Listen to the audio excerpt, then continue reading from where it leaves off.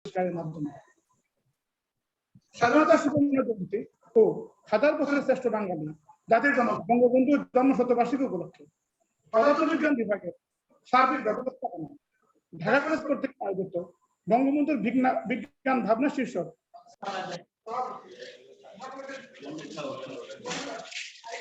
মোবাইলে আমি কেমিস্ট্রি থেকে প্রস্তাব করেছি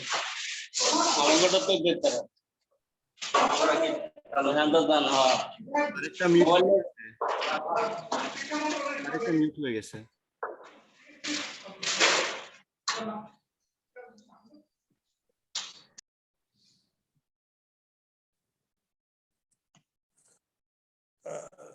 স্যার সগির স্যার আপনি আনমিউট করে নেন স্যার।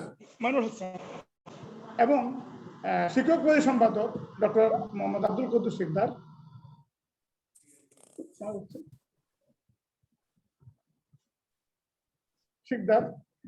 এবং আমার সহকর্মীবৃন্দ, বিভিন্ন বিভাগের প্রধান এবং ভারতের যুক্ত আমার প্রিয় ছাত্ররা, সবাইকে জানাই পদার্থবিজ্ঞান বিভাগের পক্ষ থেকে সুস্বাগত। আজকে আয়োজিত সেমিনারটি কিন্তু বঙ্গবন্ধুর দূরদৃষ্টি সম্পন্ন বিজ্ঞান ভিত্তিক ডক্টর কুদ্দুস সিকদার শিক্ষা কমিশন গঠনের ফলে বঙ্গবন্ধু কন্যার বলিষ্ঠ নেতৃত্বে ডিজিটাল বাংলাদেশ গড়ে ওঠার কারণে, ফলে বিশ্বব্যাপী করোনার কারণে আমরা ভার্চুয়ালি একটা সেমিনার আয়োজন করে সম্ভব হয়েছে। বঙ্গবন্ধু সুদূর প্রসারী বিজ্ঞান ভাবনার ফলে দেশ আজ পারমাণবিক বিদ্যুৎ কেন্দ্র, কৃত্রিম উপগ্রহ, শিল্প ও বিজ্ঞান গবেষণা অনেক দূর এগিয়ে গিয়েছে। আজকের প্রধান আলোচক এবং আলোচক বৃন্দের জ্ঞানগর্ভ আলোচনার ফলে আমাদের জ্ঞান ভান্ডার আরো সমৃদ্ধ হবে এবং বঙ্গবন্ধুর বিজ্ঞান ভাবনা সম্পর্কে আরো অজানা দিক উন্মোচিত হবে। পরিশেষে অনুষ্ঠানে যুক্ত সবাইকে ধন্যবাদ জানিয়ে আমাদের আয়োজনকে সাফল্যমণ্ডিত করার প্রত্যয় জানিয়ে বিদায় নিচ্ছি। জয় বাংলা, বাংলাদেশ চিরজীবী হোক। ধন্যবাদ আমার স্বাগত বক্তা অধ্যাপক সৈয়দ সগির হোসেন স্যারকে। এ পর্যায়ে আমাদের বক্তব্য রাখবেন, আমার কথা শোনা যাচ্ছে তো? জি। এ পর্যায়ে আমাদের মধ্যে বক্তব্য রাখবেন আজকের অনুষ্ঠানের মধ্যমণি এবং যার বক্তব্য শোনার জন্য আমরা অধীর আগ্রহে অপেক্ষা করছি। তিনি আজকের অনুষ্ঠানের প্রধান আলোচক। তার একটু সংক্ষিপ্ত জীবন বিবরণী না বললেই নয়। আমরা তার সম্পর্কে অনেকে জানি, অনেকে হয়তো সঠিকভাবে জানি না। আমাদের সিরাজউদ্দিন আহমেদ স্যার, ওনার জন্ম 1941 সালের 14ই অক্টোবর বরিশালের বাবুগঞ্জ উপজেলায়।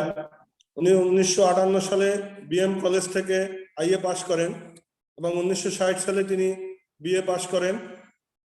ঢাকা বিশ্ববিদ্যালয় থেকে 1962 সালে অর্থনীতিতে এমএ এবং 1968 সালে এলএলবি ডিগ্রি লাভ করেন। তিনি বাংলাদেশ সিভিল সার্ভিস প্রশাসনের সদস্য ছিলেন। বরগুনা মহকুমার ওএসডিও, বৃহত্তর খুলনা জেলার অতিরিক্ত জেলা প্রশাসক, অর্থ মন্ত্রণালয় ও পরিকল্পনা মন্ত্রণালয়ের যুগ্ম সচিব, শিক্ষা মন্ত্রণালয়ের যুগ্ম সচিব ও অতিরিক্ত সচিব ও ভারপ্রাপ্ত সচিব হিসাবে দায়িত্ব পালন করেন। বাংলাদেশ বিনিয়োগ বোর্ডের নির্বাহী চেয়ারম্যান এবং পাবলিক সার্ভিস কমিশনের সদস্য ছিলেন। উনি বরগুনার ওএসডিও থাকা অবস্থায় বঙ্গবন্ধুর হত্যার পরে উনি প্রথম অস্ত্র হাতে প্রতিবাদ জানিয়েছিলেন এবং উনি সচিবালয়ে তার অফিস থাকতো আসলে সর্বসাধারণের জন্য উন্মুক্ত এবং উনি একজন সমাজসেবক, মানবদরদী এবং উনি একজন ইতিহাসবিদ। সিরাজউদ্দিন স্যার 1971 সালের মুক্তিযুদ্ধ এবং পরবর্তী ইতিহাস নিয়ে গবেষণা করেছেন। তিনি লেখনী শুরু করেন নিজ অঞ্চলের ইতিহাস নিয়ে। তার লেখা বরিশাল বিভাগের ইতিহাস এ বিভাগের মানুষের একমাত্র ধারাবাহিক ইতিহাস। বাঙালি জাতির সর্বশ্রেষ্ঠ নেতা শেরে বাংলা একে ফজলুল হক, হোসেন শহীদ সোহরাওয়ার্দী, মাওলানা আব্দুল হামিদ খান ভাসানী, বঙ্গবন্ধু শেখ মুজিবুর রহমানের জীবনী রচনা করে খ্যাতি অর্জন করেছেন তিনি। তার অন্যান্য গ্রন্থগুলো হলো মাদারীপুরের ইতিহাস, বাংলাদেশ গড়লেন যারা, জননেত্রী শেখ হাসিনা, খান বাহাদুর হাশেম আলী খান, আগা বাকের, ৭১-এর মুক্তিযুদ্ধ এবং স্বাধীন বাংলাদেশের অভ্যুদয়, স্বাধীনতা ঘোষণা, বিজয় অতঃপর এবং প্রধানমন্ত্রী তাজউদ্দিন আহমেদ। বর্তমানে তিনি নিয়মিত বিভিন্ন জাতীয় দৈনিক কলমে লিখছেন এবং বাংলাদেশ সময় পত্রিকার উপদেষ্টা সম্পাদকের দায়িত্ব পালন করছেন। তো স্যার একজন গুণী মানুষ, ইতিহাসবিদ। আজকের বঙ্গবন্ধুর বিজ্ঞান ভাবনা শিরোনামে যে আমাদের আজকের যে সেমিনার, স্যারের মূল্যবান বক্তব্য আমরা শুনবো। এ পর্যায়ে বক্তব্য রাখবেন আজকের অনুষ্ঠানের প্রধান আলোচক শ্রদ্ধেয় সিরাজউদ্দিন আহমেদ স্যার। স্যারকে তার বক্তব্য রাখার জন্য বিনীত অনুরোধ করছি। মিউট হলে তো শুনবো না।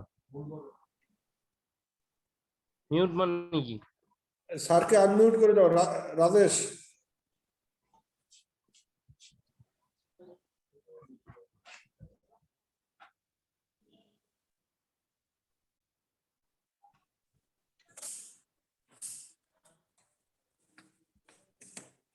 স্যারকে আনমিউট করতে হবে তো।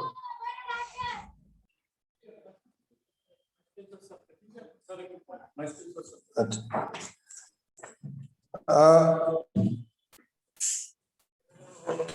স্যার ভাইস প্রিন্সিপাল স্যার না কুদ্দুস স্যার আগে বল। কুদ্দুস স্যার, কুদ্দুস স্যার জি স্যার আপনি বল।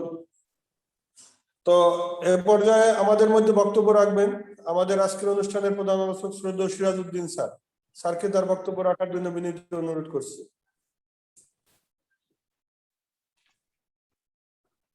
ধন্যবাদ সকলকে। আমি অত্যন্ত আনন্দিত যে আমার অত্যন্ত প্রিয় স্থান তীর্থ ঢাকা কলেজের বঙ্গবন্ধুর অনুষ্ঠানে আসতে পেরে আমি অত্যন্ত আনন্দিত।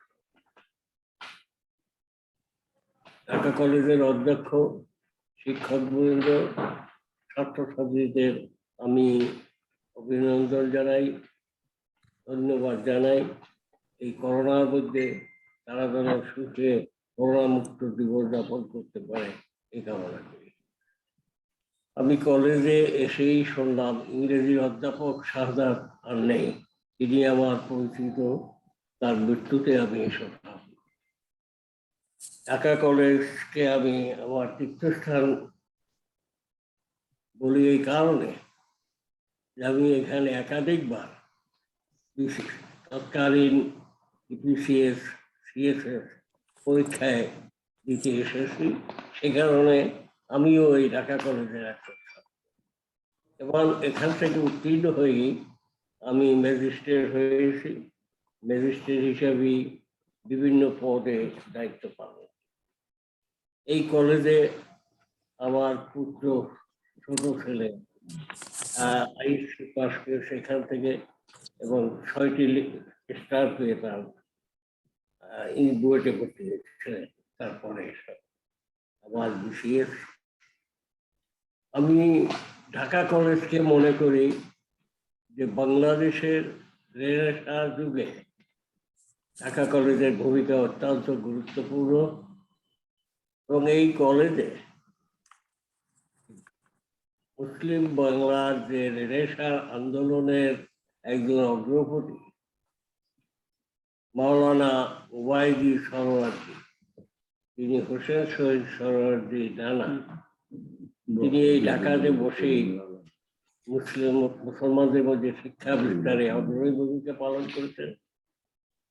ওবায়দীর ভাইয়ের ছেলে এবং পরে জামাতা সেই হোসেন শহীদ সরোয়ার্দীর বাবা জাহিদ সরোয়ার্দী, তিনি এই ঢাকা কলেজের ছাত্র। 1899 সালে তিনি এখান থেকে বিয়ে করেন। এই কলেজ থেকে সরোয়ার্দীর কয়েকজন মামাই লেখাপড়া করে তারা বাংলার খ্যাতি অর্জন করেছে।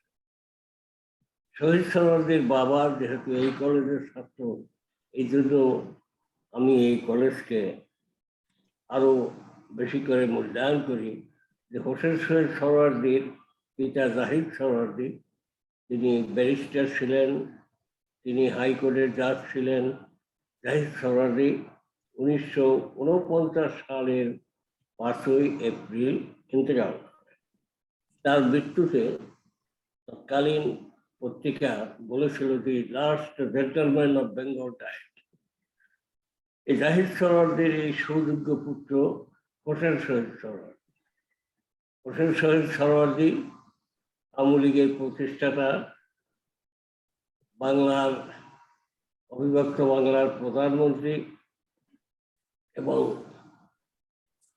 তিনি অবিভক্ত স্বাধীন বাংলার দ্বিতীয় প্রবক্তা। প্রথম হোসেন একে ফজলুল হক 1940 সালে বাংলা আসাম নিয়ে স্বাধীন রাষ্ট্র প্রস্তাব করেছিলেন। তারপরে 1947 সালে যখন দেশ ভাগের কালে হোসেন শহীদ সোহরাওয়ার্দী বৃহত্তর স্বাধীন বাংলা দাবি করেন এবং ইংরেজ সরকার তার দাবি মেনেও নিয়েছিল। এই দাবির সময় কিন্তু তার পাশেই বঙ্গবন্ধু শেখ মুজিবুর রহমান ছিলেন। সে দাবি ছিল কি, যে ভারত 3টা ভাগ হবে, একটা ভারত, আর একটা পাকিস্তান, আর একটা স্বাধীন বাংলা, ডোমিনিয়ন। আজকের ইতিহাসের আলোচনায় দেখি, যদি লাহোর প্রস্তাব যদি সেদিন মেনে নিত, তাহলে হয়তো বাংলার ফাদার অফ দ্য নেশন হতেন শের বাংলাকে।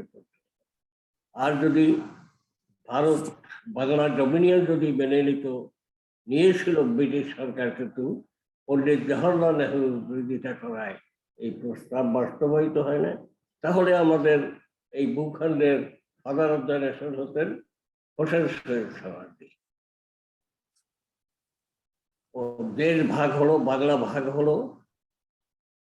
বাংলা ভাগ একটা আত্মঘাতী অধ্যায়। বাংলা ভাগের পরে বাংলা ভাগকে বঙ্গবন্ধু কোনোদিন মেনে নেননি। তিনি আস্তে আস্তে সংগ্রাম করে বাংলাকে স্বাধীন করেছেন। এজন্য আমরা অতীতের বা ইতিহাসের যে প্রেক্ষাপটে শের বাংলাকে ফজলুল হক, হোসেন শহীদ সোহরাওয়ার্দী এবং বঙ্গবন্ধুকে শ্রদ্ধার সাথে স্মরণ করি। আজকের এই আলোচনার প্রারম্ভে বঙ্গবন্ধু তার পরিবারের সদস্য 1975 সালে 15ই আগস্ট নির্মমভাবে হত্যা করেছে, জেল হত্যা হয়েছে, তারপরে হত্যার রাজনীতি লিগাসি অফ ব্লাড হয়েছে। তা আমরা যারা এ সময় নিহত হয়েছেন, শহীদ হয়েছেন, সকলেই প্রতিষ্ঠা। আজকের এই আলোচনায় আমাকে আহ্বান করার জন্য কলেজের অধ্যক্ষ এবং শিক্ষকদের আমি অত্যন্ত ধন্যবাদ জানাই। আমি যে মহাপুরুষকে নিয়ে স্বপ্ন দেখেছি এবং 1975 সালের 15ই আগস্ট একমাত্র সশস্ত্র বিদ্রোহ বরগুনা জেলায় হয়েছে আমার নেতৃত্বে, আমি সেই 15ই আগস্টের ইতিহাস এবং পরবর্তী ইতিহাস, সেটা আমার জীবনের কঠিন অধ্যায়। আমারও সংগ্রাম করে চাকরিচ্যুত অবস্থায় বেঁচে থাকতে হয়েছে। যদি আমার স্ত্রী সেদিন কলেজে চাকরি না করতো, তাহলে হয়তো আমার পক্ষে সংগ্রামে অবতীর্ণ হওয়া সম্ভব। আমার এই দিনে আমি আমার স্ত্রীর প্রতি শ্রদ্ধা জানাই, তার আত্মার শান্তি কামনা। আমার আলোচনা এখানে কিছুটা সীমিত। অনেক আলোচনা হয় বঙ্গবন্ধুকে নিয়ে। আমি আলোচনা শুরু করার আগে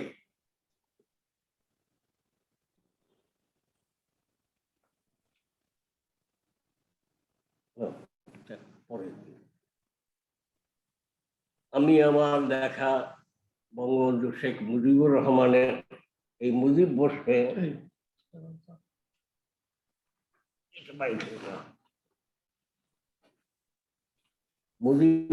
যে আমার দেখা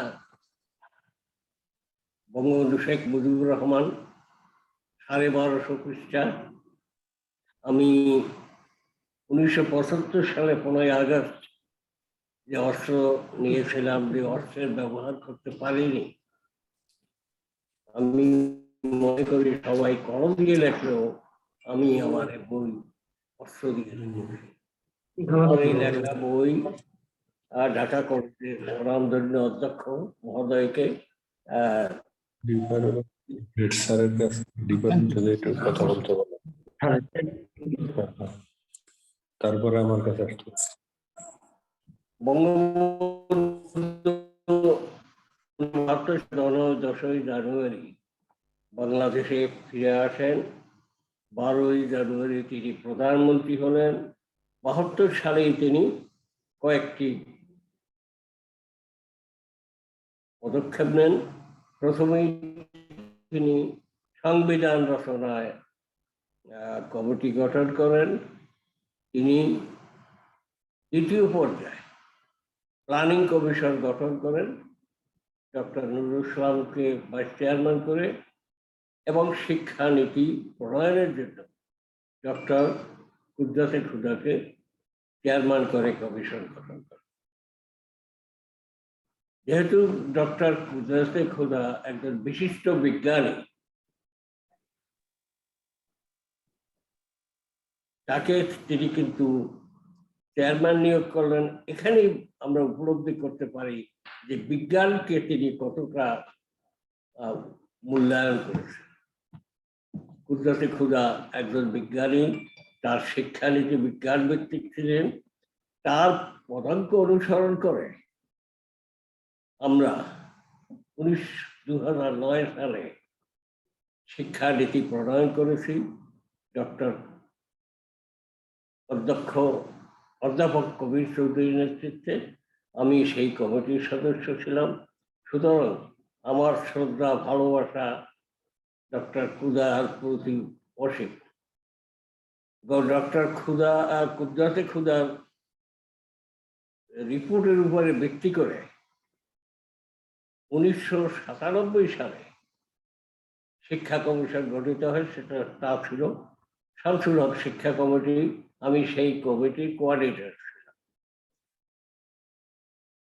দুর্ভাগ্য, শামসুল হক কমিটির যে প্রস্তাব সেটা সংসদে পাশ হওয়া সত্ত্বেও কার্যকরী। তখন শিক্ষামন্ত্রী সাদাত সাহেব তিনি মনে করতেন যে এই শিক্ষানীতি বাস্তবায়ন করতে গেলে 3 ইয়ার 4 ইয়ার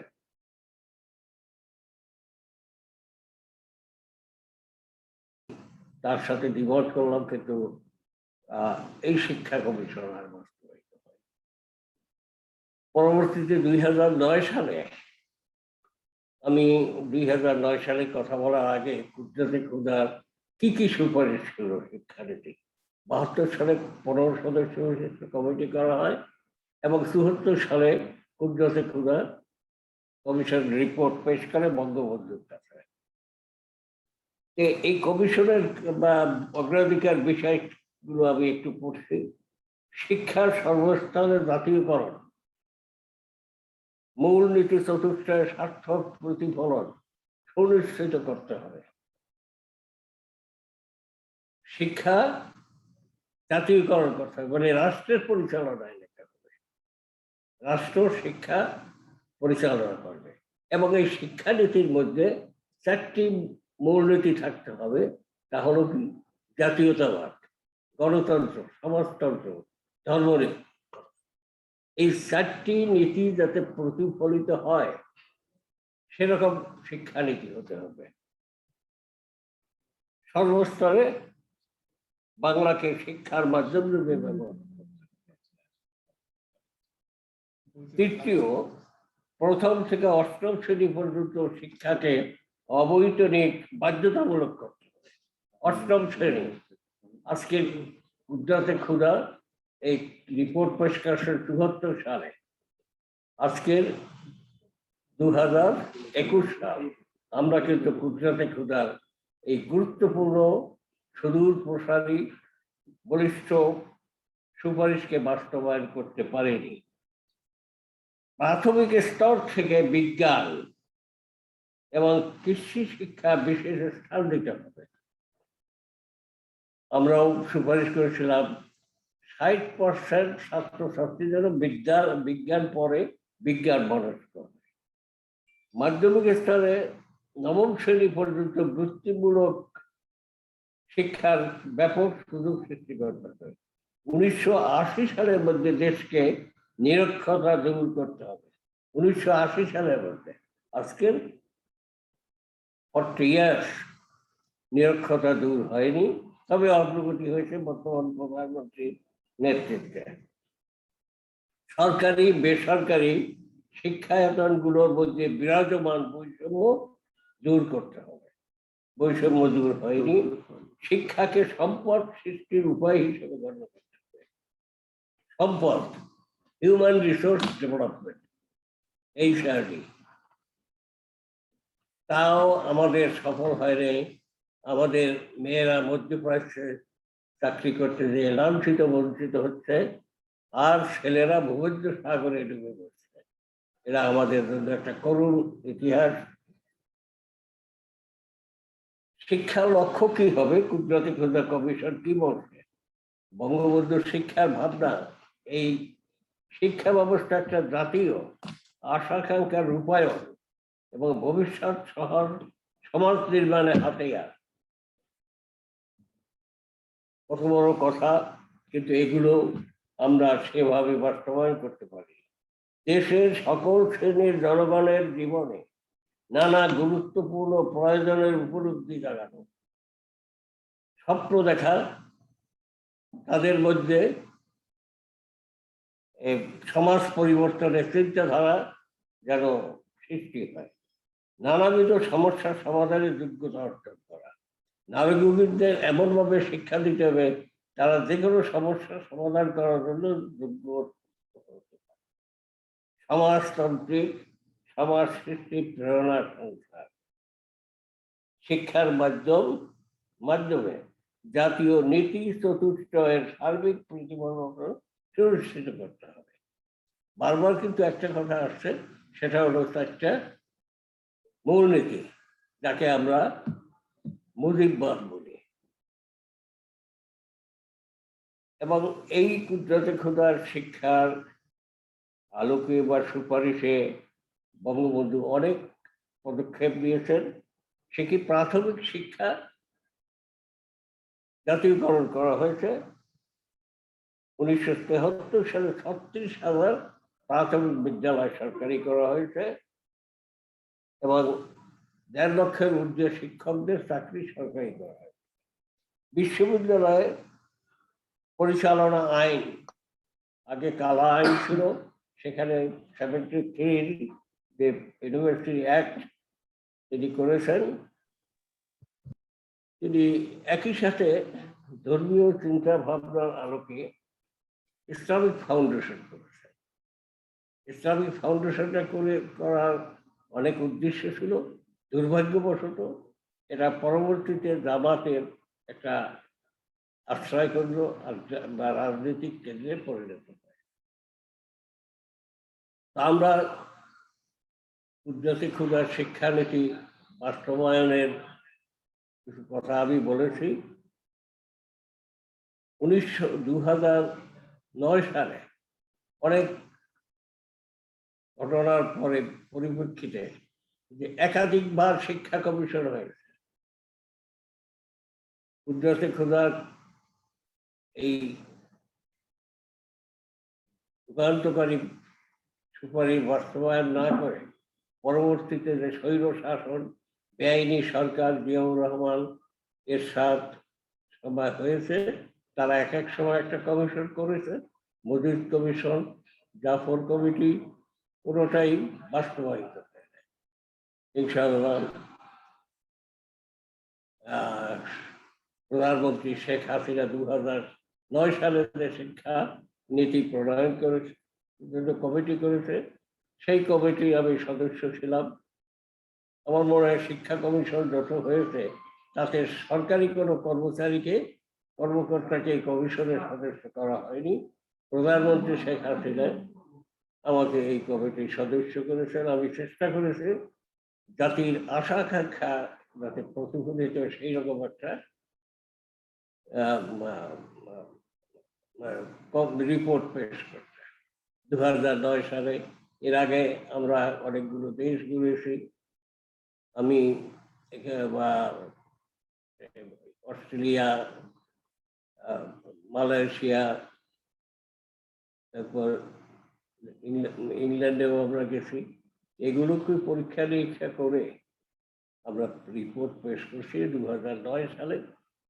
দুর্ভাগ্যবশত তৎকালীন শিক্ষামন্ত্রী নুরুল ইসলাম নাহিদ আমাদের এই রিপোর্টটা দেখতে নিয়ে উনি অনেক পরিবর্তন করেছেন, যেটা অনৈতিক। কারণ আমরা দেখেছি ক্ষুদ্রতে ক্ষুদ্র কিন্তু কমিশনের রিপোর্ট প্রধানমন্ত্রীর কাছে দিয়েছে, আর আমরা প্রধানমন্ত্রীর কাছে দেওয়ার আগেই নুরুল ইসলাম নাহিদ এই রিপোর্টটা নিয়ে গেছেন এবং কয়েকটি গুরুত্বপূর্ণ পরিবর্তন করেছেন। আমার কতগুলো সাজেশন ছিল, সেটা হলো এই রিপোর্টে যে দেশের বিজ্ঞান শিক্ষা, উচ্চশিক্ষার জন্য উচ্চশিক্ষা কমিশন থাকতে হবে। উনি এই সুপারিশটা বাদ দিয়েছিলেন।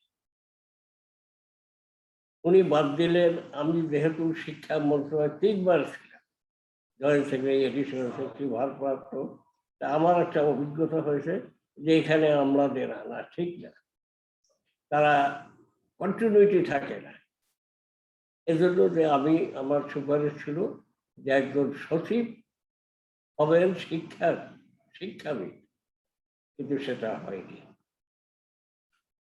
সব ভাইস চ্যান্সেলরের মর্যাদা হবে সচিব, তারা কিন্তু এখনো ওই ভাইস চ্যান্সেলররা অতিরিক্ত সচিবের মর্যাদা। আমরা শিক্ষা কমিশন মন্ত্রণালয় না রেখে আলাদাভাবে স্থায়ী শিক্ষা কমিশনের সুপারিশ করেছে। সেই স্থায়ী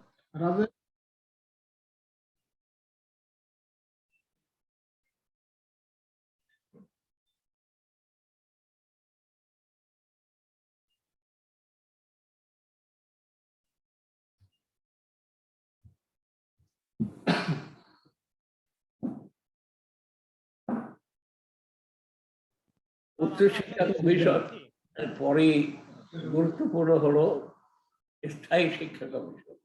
স্থায়ী শিক্ষা কমিশন কিন্তু মন্ত্রণালয় থেকে আলাদা। সেখানে স্থায়ী শিক্ষা কমিশনের চেয়ারম্যানের মর্যাদাও থাকবে মন্ত্রীর পদমর্যাদায়, এবং এই শিক্ষায় যতগুলো আমরা সুপারিশ করছি সেই সুপারিশগুলো বাস্তবায়ন করবে স্থায়ী শিক্ষা কমিশন। সেই স্থায়ী শিক্ষা কমিশন আজকে 2021-10 সালের রিপোর্ট, 11 বছরে এটা বাস্তবায়ন করা হয়। মানে শিক্ষা কমিশনের যে শুরু বঙ্গবন্ধু করে গেছেন, ক্ষুদ্রতে ক্ষুদ্র কমিশন, আমরা তো সেইটার আলোকে, সেই সুপারিশের আলোকে 2010 সালে শিক্ষানীতি করেছিলাম, কিন্তু গুরুত্বপূর্ণ যে অধ্যায়গুলো সেগুলো বাস্তবায়ন হয়।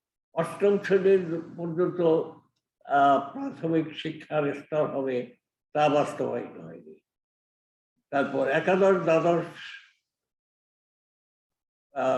পর্যায়ে ইন্টারমিডিয়েট হবে, তা বাস্তবায়িত হয়নি। মূল সুপারিশগুলো বাস্তবায়ন হয়নি।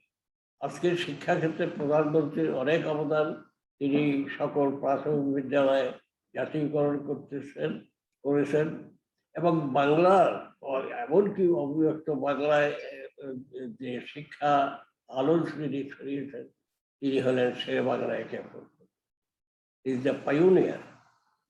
এবং এই 2 বাংলায় যে প্রত্যেক গ্রামে একটা প্রাথমিক বিদ্যালয় 1937 সালে প্রধানমন্ত্রী হয়ে শেরেবাংলাকে ফজলুল হক করেছেন, সেই পথ ধরে বঙ্গবন্ধু শেখ মুজিবুর রহমান 73 সালে সকল প্রাথমিক বিদ্যালয় সরকারি করেছেন।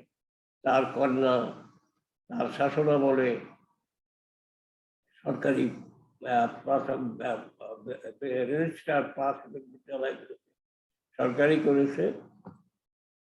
তো এই আমাদের শিক্ষাক্ষেত্রে শেরেবাংলাকে ফজলুল হক, বঙ্গবন্ধু শেখ মুজিবুর রহমান এবং শেখ হাসিনা অনন্য অবদান রেখেছেন, তাদের এই অবদানের ধারাকে সামনের দিকে এগিয়ে নেওয়ার জন্য আমি আবার বলবো, স্থায়ী শিক্ষা কমিশন, উচ্চ শিক্ষা কমিশন গঠন করুন। এবং সে আরো একটি অভাব আমি অনুভব করি যে শিক্ষা মন্ত্রণালয়ের সক্ষমতা, এফিসিয়েন্সি, এটাকে আরো উন্নতি করতে হবে। আমি এই শিক্ষানীতি আমরা প্রণয়ন করলাম একেও পরে বলেও আমার মনে হয় না। তো শিক্ষা মন্ত্রণালয় রিভিউ করবে সবসময়। শিক্ষানীতি কুদরতে খুদা এবং বঙ্গবন্ধু যে শুরু করে গেছেন সে সম্পর্কে আলোচনা করলাম। সেই 72 সালে তার প্ল্যানিং কমিশন, কত দূরদর্শী ছিলেন বঙ্গবন্ধু। প্ল্যানিং কমিশনের চেয়ারম্যান হলেন ঢাকা বিশ্ববিদ্যালয়ের অর্থনীতির চেয়ারম্যান ডক্টর নুরুল ইসলাম। রেহমান সমান সদস্য হলেন, মোশাররফ সদস্য। সদস্যদের স্ট্যাটাস হলো একটু পানি, প্রতিমন্ত্রী এবং ভাইস চেয়ারম্যান ছিলেন মন্ত্রী পদমর্যাদায়। আজকের কি প্ল্যানিং কমিশন সেভাবে আছে? কোনো অর্থনীতিবিদ সেই প্ল্যানিং কমিশনে আছে? তো আমি আজকের এই আলোচনা সভায় বঙ্গবন্ধুর স্বপ্ন যাতে বাস্তবায়িত হয় সেজন্য আমি বলবো, বঙ্গবন্ধুর যে প্ল্যানিং কমিশন করে গেছেন সেরকম যেন কমিশন গঠন করা হয়, ভালো অর্থনীতিবিদদের নিয়ে আসা হয়। কারণ মেধা শক্তি, মেধার কোনো বিকল্প নাই। তো আজকের এই আলোচনা সভায় আমরা শিক্ষা সম্পর্কে অনেক কথা বলেছি। আমি আরো দুই একটি কথা যেগুলো আলোচনা হয় না, যেহেতু বঙ্গবন্ধুকে নিয়ে আমার এন্টায়ার জীবন কেটেছে, সেই ছাত্র জীবনে, সেই কর্মজীবনে, এবং তারকে নির্মমভাবে হত্যা করার ঘটনাগুলোর সাথে আমি জড়িত। আমি এই সময় স্টাডি করার চেষ্টা করেছি যে বাঙালি জাতির অপ্রতিদ্বন্দ্বী নেতা শেরে বাংলা, তাকে কেমন করে 15ই আগস্ট একদল বিপদগামী সেনাবাহিনীর লোক তাকে হত্যা করবো। এই হত্যার কারণগুলো বিস্তারিতভাবে আমি বলবো না, তো একটা কথাই বলবো যে এই খন্দকার মোস্তাক এই কুচক্রী মহলের জিয়াউর রহমান ছিলেন সাইলেন্ট, তিনি জানতেন। তার কাছে মেজর ফারুক প্রস্তাব নিয়ে গেল, সেখানে বললো যেগুলো তোমরা দুনিয়ার আমাকে এর মধ্যে জড়াবে না। তার উচিত ছিল এই করেসপারেসি এটা বঙ্গবন্ধুর কাছে তুলে করেন। খন্দকার মোস্তাক আজীবন বঙ্গবন্ধুর সাথে ছিলেন, কিন্তু কি করে পারলেন এই খুনি চক্রের খন্দকার মোস্তাক যদি সম্মত না হতেন তা নির্মম হত্যাকাণ্ড হতো না। খন্দকার মোস্তাক 1 নম্বর ষড়যন্ত্রকারী এবং মীর জাফরকে তিনি সারিয়ে গেছেন। জিয়াউর রহমান, ফারুকের ফাঁসি হয়েছে, খন্দকার রশিদ এখনো পলাতক। এখন এই নির্মম হত্যাকাণ্ড যারা করেছেন তাদের মধ্যে কিন্তু অনেকেরই ফাঁসির আদেশ কার্যকরী হয়নি। জেল হত্যা যারা করেছে সেই রিসালদার ইসলামউদ্দিন,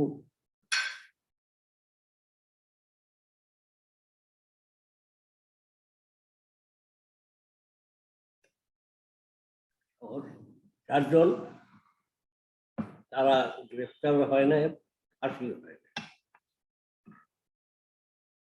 শেখ ফজলুল হক মনি, তিনি আমার সতীর্থ সেই বিএম কলেজ থেকে। তার গর্ভবতী স্ত্রী আরজু, আমার ওয়াইফের ছাত্রী, তাদের যে নির্মমভাবে হত্যা করলো এই মোসাম্মুদ্দিন, তাদের হত্যার বিচার হয়। মন্ত্রী আব্দুর রব সেনিয়াবাদের বাসায় যে হত্যাকাণ্ড হলো, আব্দুর রব সেনিয়াবাদ, তার ছেলে নাতি সহ রাশেদ চৌধুরী, তিনি গ্রেপ্তার হন নাই। বঙ্গবন্ধুর হত্যাকারী এরা কিন্তু আত্মশিক্ষিত হত্যাকারী।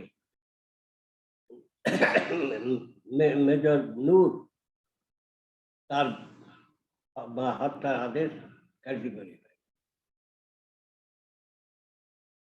এই দিনে এই আলোচনায় আমি এই যাদের ফাঁসি দেওয়া হয়েছে, আদেশ হয়েছে, তাদের আদেশ কার্যকরী করার জন্য জোর দাবি জানাচ্ছি। বাংলাদেশ সুপ্রিম কোর্ট ঐতিহাসিক ভূমিকা পালন করেছে। চিফ জাস্টিস তোফাজ্জল ইসলাম, তিনি বঙ্গবন্ধু হত্যার 12 জনের তার বেঞ্চ নিশ্চিত করেছে, আদেশ দিয়েছে। এই তোফাজ্জল ইসলাম আমার সতীর্থ, আমরা শান্তিনগরে। আরেকজন বিচারকের নাম বাংলার ইতিহাসে চিরদিন উজ্জ্বল হয়ে থাকবেন, তিনি হলেন এবিএম খায়রুল হক, চিফ জাস্টিস। এত বড় সাহসী, দুর্জয় সাহসী বিচারক বিশ্বের ইতিহাসে আছে বলে আমার মনে। তিনি বিএনপি সরকার ক্ষমতায় থাকাকালীন ঘোষণা করলেন যে 5th অ্যামেন্ডমেন্ট অবৈধ। 5th অ্যামেন্ডমেন্ট সংবিধানে অবৈধ মানে জিয়াউর রহমান, বিএনপি অবৈধ। 7ম সংসদের এরশাদের আমলে এটাকে এবিএম খায়রুল হক অবৈধ ঘোষণা করেন। তিনি ঘোষণা করেছিলেন যে রাষ্ট্রের কোনো ধর্ম থাকতে পারে। যাই হোক, পরবর্তীতে রয়ে গেছে। এবিএম খায়রুল হক দুঃসাহসী, তিনি বলেছেন মার্শাল ল বলে কোনো ল সংবিধানে নেই। We are guided by constitution, supreme law of the country. এই সুপ্রিম লতে মার্শাল ল বলে কোনো আইন নেই। সুতরাং এই যে 2-3 জন স্বৈর শাসক মোস্তাক, জিয়া, এরশাদ, এদের শাসনকাল অবৈধ, এই কথা বলার সাহস কিন্তু আমাদের চিফ জাস্টিস কামালউদ্দিনের ছিল না। তিনি কিন্তু সেই 13 জন ফাঁসির মঞ্চে, অনেকেই নির্দোষ জিয়া হত্যায়, সেখানে কিন্তু তিনি বললেন যে না, মার্শাল লর উপরে আইন নেই, আমার কিছু করার নেই। এই ভীরু অদক্ষ প্রধান বিচারক কামালউদ্দিনকে আমরা ঘৃণা করি। আর খায়রুল হক,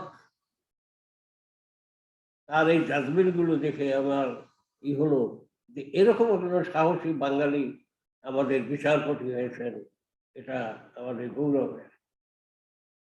আমি আরেকটি যে বিষয়গুলো আলোচনা হয় না, সেই জন্যই আমি বলছি,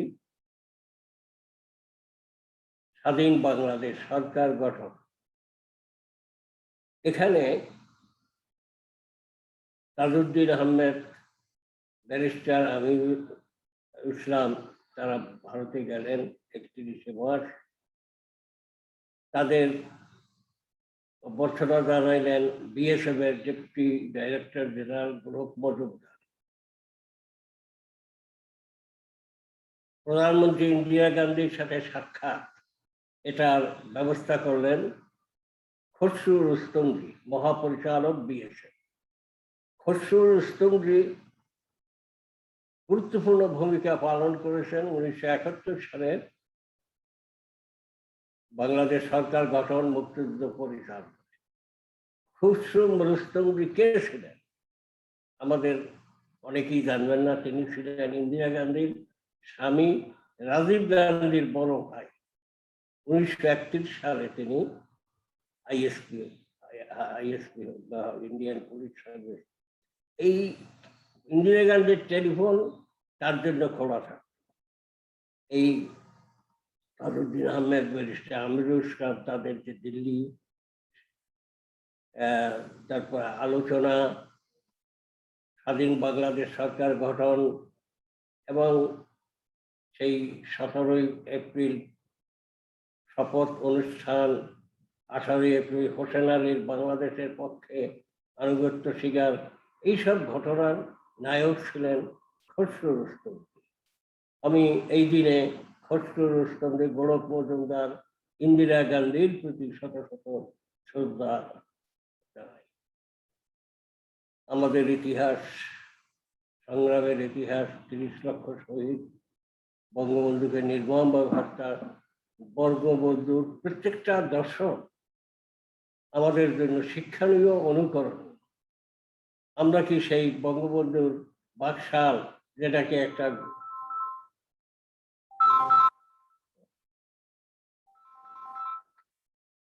আমরা খারাপ হিসাবে কি করি, বাকশাল উনি কি চেয়েছিলেন? বাকশালের কি যে দ্বিতীয় বিপ্লব, সেই দ্বিতীয় বিপ্লব কিন্তু আমরা অনুসরণ করি না।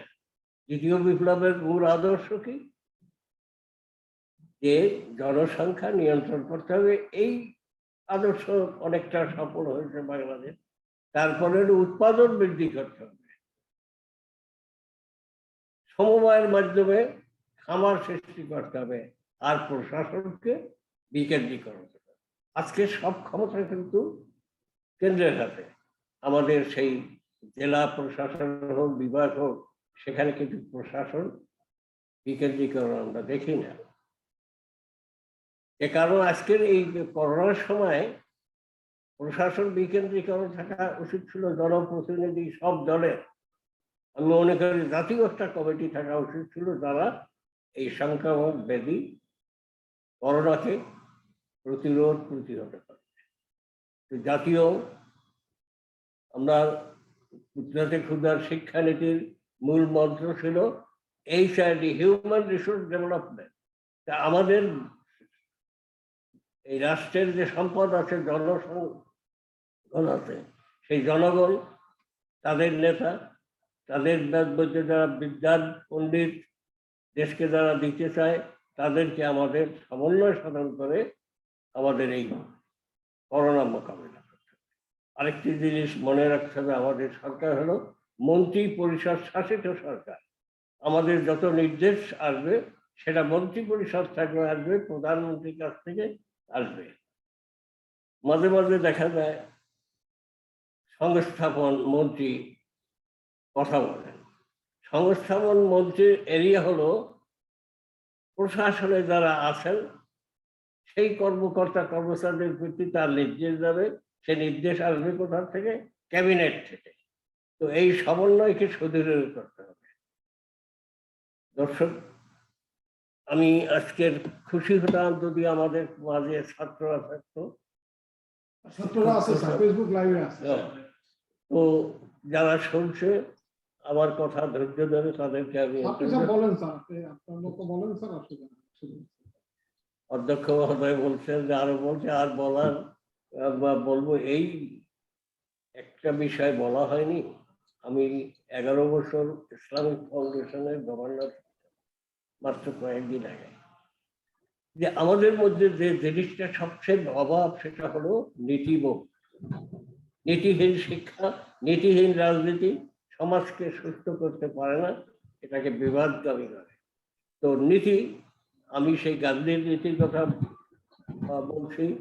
আমি বঙ্গবন্ধুর সেই অসহযোগ আন্দোলন, তিনিও কিন্তু অহিংস নীতি অনুসরণ করেছেন।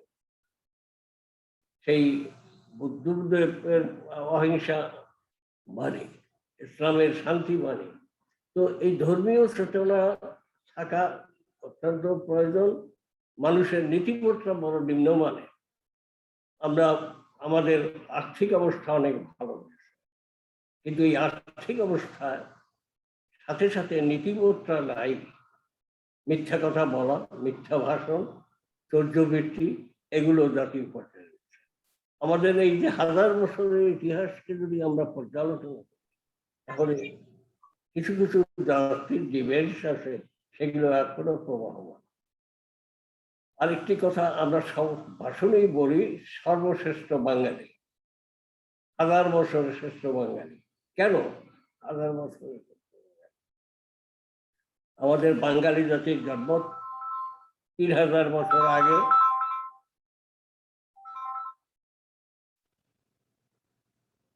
এই 3000 বছরের ইতিহাস পেরিয়ে আমরা এসেছি। এর মধ্যে জাতীয় চেতনা আমাদের এই ভূখণ্ড ছিল, ভাষা ছিল, কিন্তু আমাদের সার্বভৌমত্ব ছিল। বাংলার সেই যে জরিপ হলো, সেখানে বঙ্গবন্ধুকে সর্বশ্রেষ্ঠ বলা হয়েছে। তার কারণ হলো যে বাঙালি জাতি কখনো স্বাধীন হতে পারেনি। রাজা শশাঙ্ক শেখ শহীদ থেকে শুরু, সুলতানি আমলে শাহ সেকান্দার তিনি একবার ঘোষণা করেছিলেন, সফল হয়নি। পাল সেনরা সফল হয়নি। মোগলদের সময় 12 ভূঁইয়ারা স্বাধীনতা সফল হয়নি। ব্রিটিশ আমলে আন্দোলন হয়েছে, কিন্তু স্বাধীন রাষ্ট্র করার প্রচেষ্টা প্রস্তাব করেছিলেন সে বাংলাকে ফজলুল হক, বাস্তবায়িত হয়নি। হোসেন শহীদ সোহরাওয়ার্দী তার সেই অবিভক্ত স্বাধীন বাংলা বাস্তবায়িত হয়নি। ভাষারই সেই 57 সালের স্বাধীনতার ডাক বাস্তবায়িত হয়নি। আমরা জাতি হিসেবে ঐক্যবদ্ধ হয়ে বঙ্গবন্ধুর নেতৃত্বে স্বাধীন বাংলাদেশ সৃষ্টি করেছি। এটা ইতিহাসের গর্ব। এই অবৈধ অধ্যায় আমাদের ইতিহাসকে থমকে দিয়েছে। আর একটি কথা, যে বাঙালি জাতি আজ দ্বিখণ্ডিত, পশ্চিম বাংলা, পূর্ব বাংলা। এবং পশ্চিম বাংলা যে এখন শোষিত শাসিত, তা মমতা ব্যানার্জির কথা বলে গেছে। মমতা ব্যানার্জি বলছে যে আমি যদি জেলেও যাই তবু জয় বাংলা। এই যে বাংলার জয়, এই জয় বঙ্গবন্ধুর জয়। বঙ্গবন্ধু একসময় বৃহত্তর বাংলার জন্য সংগ্রাম করেছিলেন, খণ্ডিত পূর্ব বাংলাকে স্বাধীন করেছেন।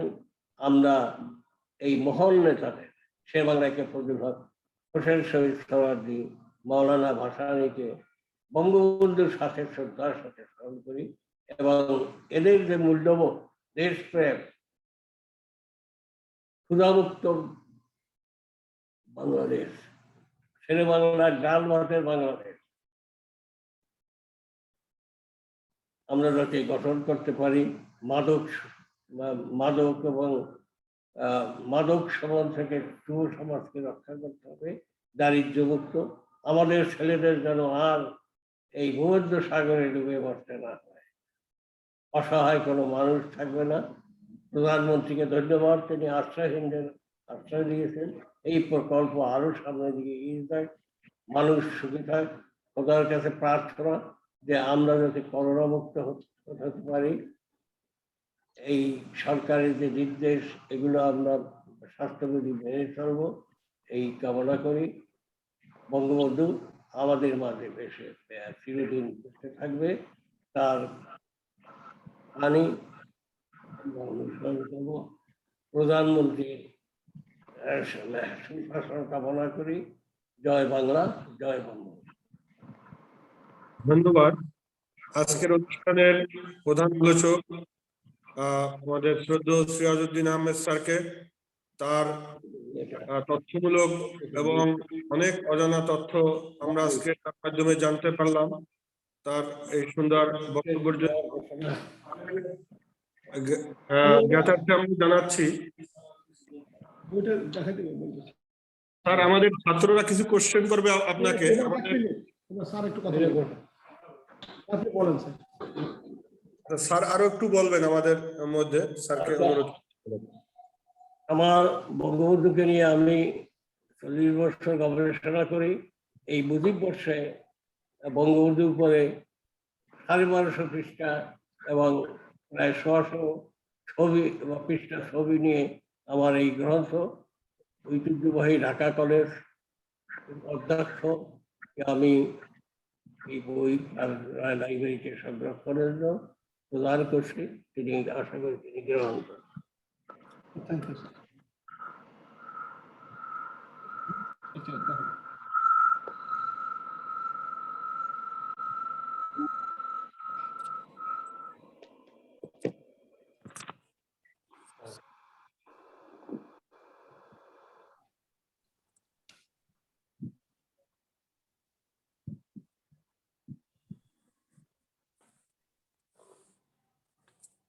একটু ক্লোজ না আসলে।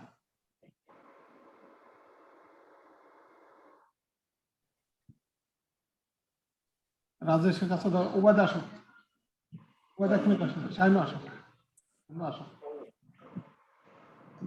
কি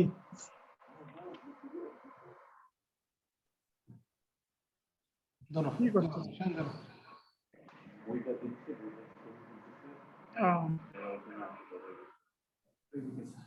স্যার একটু ক্যামেরা দিকে sir. Thank you sir.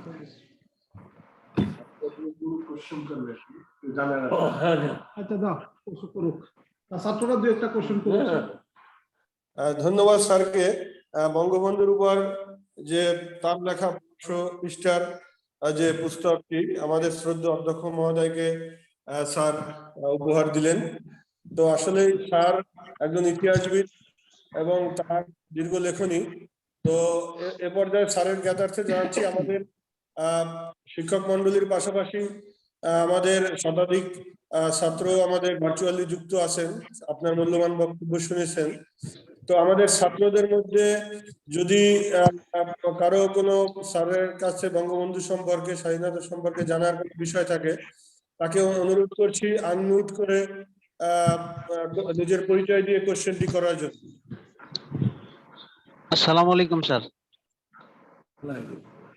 Sir আমি জহুরুল ইসলাম জীবন, শিক্ষার্থী, পদার্থবিজ্ঞান বিভাগ। স্যার আমার একটা প্রশ্ন ছিল আর কি।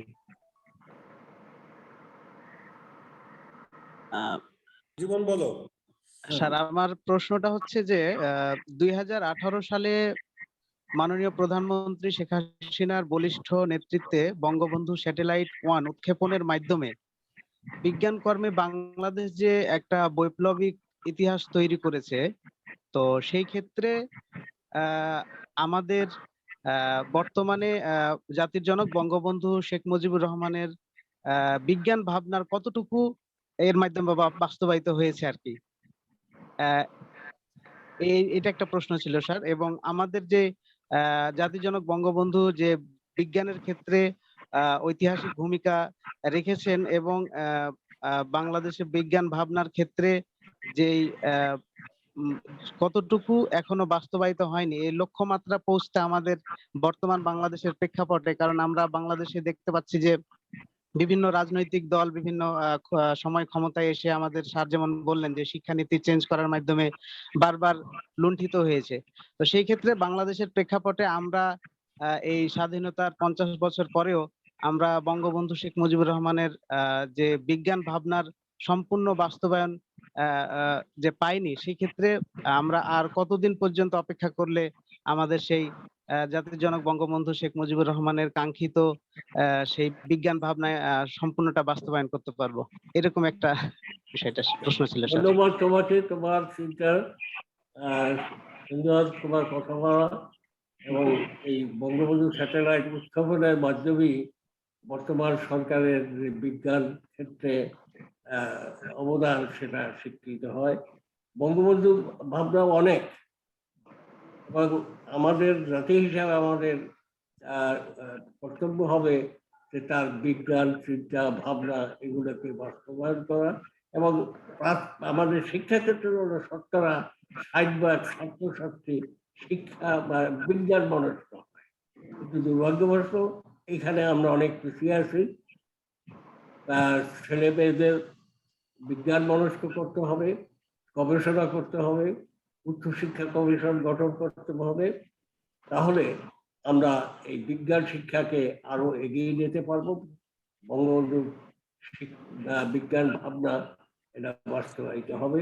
প্রধানমন্ত্রী শেখ হাসিনার নেতৃত্বে। তোমাকে ধন্যবাদ। জি স্যার, ধন্যবাদ স্যার। আমাদের মধ্যে কি যদি কেউ কি আছে কোনো শিক্ষার্থী, যদি কেউ থাকে দ্রুত, আমাদের সময় সংক্ষিপ্ত, আমাদের শেষ করতে হবে, নাহলে আমরা আর মনে হয় কেউ হয়তো এই মুহূর্তে চাচ্ছেন না। তো যাই হোক, আমরা বঙ্গবন্ধু আসলে ছিলেন অত্যন্ত ভিশনারি। স্বাধীনতার পর যখন আমাদের সম্পদ, আমাদের অর্থ অত্যন্ত সীমিত, তখন 1975 সালে রাঙামাটি বেতবুনিয়া উপগ্রহ স্টেশন চালু করেছিলেন। একটি জাতি যখন সবে যুদ্ধ শেষ করে মেরুদণ্ড সোজা করে দাঁড়ানোর চেষ্টা করছে, সে সময়টা তিনি দেশে বিজ্ঞান শিক্ষার প্রতি অত্যধিক গুরুত্ব প্রদান করেন।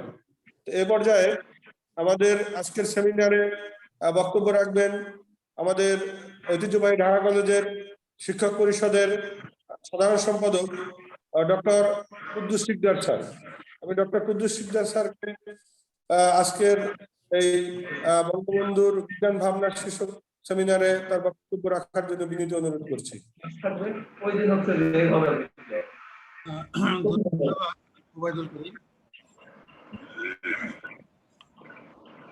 পদার্থবিজ্ঞান বিভাগের সার্বিক সাথে হয় না, জামু ঠিক আছে, হ্যাঁ সাথে পাই না, আবার সিএনজি পাওয়া যাবে না। আমাদের সবাইকে আনমিউট করার জন্য, মিউট করার জন্য বলছি আমাদের বিভাগের ছাত্রদের।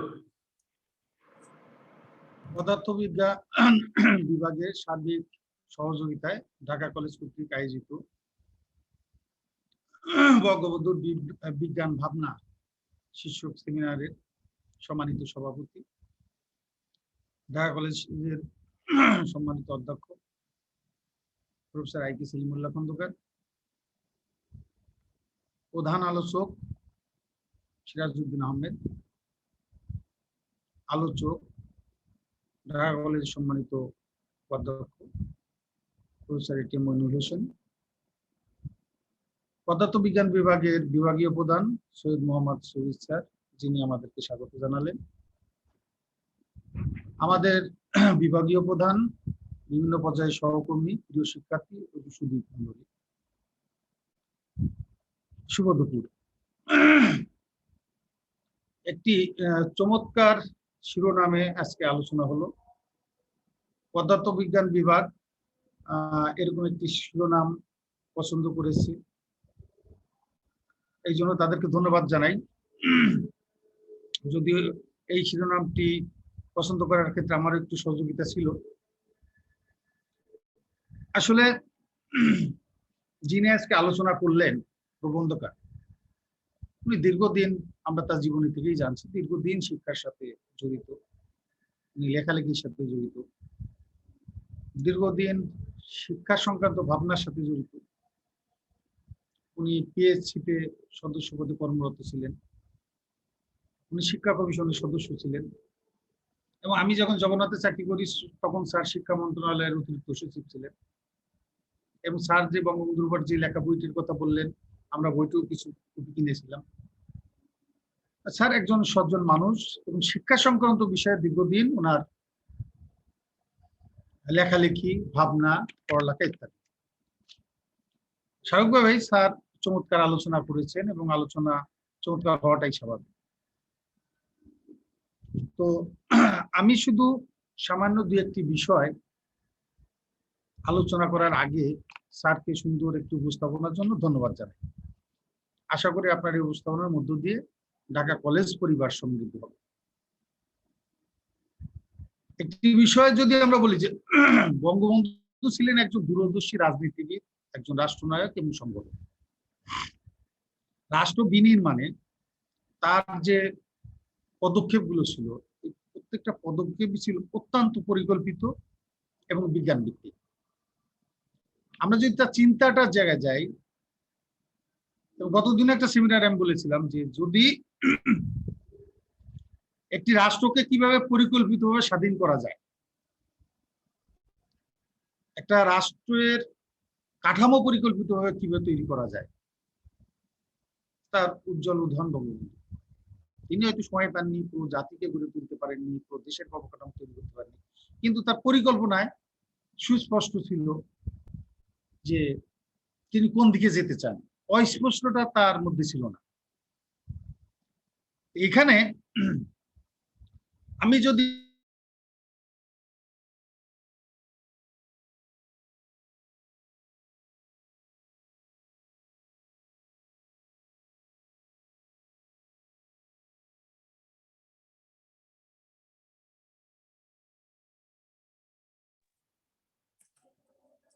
আমাদের কুদ্দুস স্যার মানে সংযোগে একটু সমস্যা হচ্ছে আবার। হ্যাঁ স্যার, সমস্যাটা কি আমার ক্ষেত্রে হচ্ছে? এখন ঠিক আছে স্যার, বলেন স্যার। আমি যেটা বলছি যে বঙ্গবন্ধু যে সময় জন্মগ্রহণ করেন, তার জন্মগ্রহণ করার সময়টা ছিল দ্বিতীয় শিল্প বিপ্লবের যুগ। বিদ্যুৎ তখন আবিষ্কার হয়েছে, বিদ্যুৎকে কেন্দ্র করে দ্বিতীয় শিল্প বিপ্লব ত্বরান্বিত হচ্ছে। এবং বঙ্গবন্ধু নেতৃত্বে স্বাধীন বাংলাদেশ যখন গঠন করা হলো, তখন তৃতীয় শিল্প বিপ্লবের যুগ। তখন ইন্টারনেট আসছে, ইন্টারনেটকে কেন্দ্র করে তৃতীয় শিল্প বিপ্লব চলছে। তাহলে বঙ্গবন্ধু শিল্প বিপ্লবের দ্বিতীয় পর্যায়ের লোক, এবং তার নেতৃত্বে গঠিত বাংলাদেশ শিল্প বিপ্লবের তৃতীয় পর্যায়ের লোক। তৃতীয় শিল্প বিপ্লবের যে সময়কালটা, সেই সময়ে স্বাধীন বাংলাদেশ প্রতিষ্ঠিত হয়। তাহলে দ্বিতীয় শিল্প বিপ্লব এবং তৃতীয় শিল্প বিপ্লব, এই দুই বিপ্লবের সমন্বয় কিন্তু বঙ্গবন্ধুর মধ্যে। এইখানে এর ফলে যে বঙ্গবন্ধুর কর্ম এবং চিন্তায় তৃতীয় শিল্প বিপ্লবের প্রভাবটা খুব লক্ষ্য করা যায়। আপনার তার কর্মকাণ্ড, তার বক্তব্য, অন্যান্য দেখলে আমি দু একটি বিষয় সেখানে উল্লেখ করছি। যে যেহেতু তিনি তৃতীয় শিল্প বিপ্লব যুগের মানুষ, তার নেতৃত্বে বাংলাদেশ স্বাধীন হয়েছে, তার চিন্তায় তৃতীয় শিল্প বিপ্লবের যুগের প্রভাবটা লক্ষ্য করা যায়। যেমন এই সময় তিনি বেশ 3টি গুরুত্বপূর্ণ পদক্ষেপ গ্রহণ করেছিলেন। এবং তৃতীয় শিল্প বিপ্লবের যে প্রধান শক্তিটা কি ছিল? তথ্য যোগাযোগ প্রযুক্তি। তো তৃতীয় শিল্প বিপ্লবের এই যে বঙ্গবন্ধু তথ্য যোগাযোগ প্রযুক্তি, এই ক্ষেত্রে ভবিষ্যৎ প্রজন্মকে বিজ্ঞান মনস্ক জাতি হিসেবে গড়ে তুলতার উনি ওনার চিন্তায় ছিল। এবং যেটা আলোচনা যে তার শিক্ষানীতি, এটা আমি একটু পরে কথা বলছি।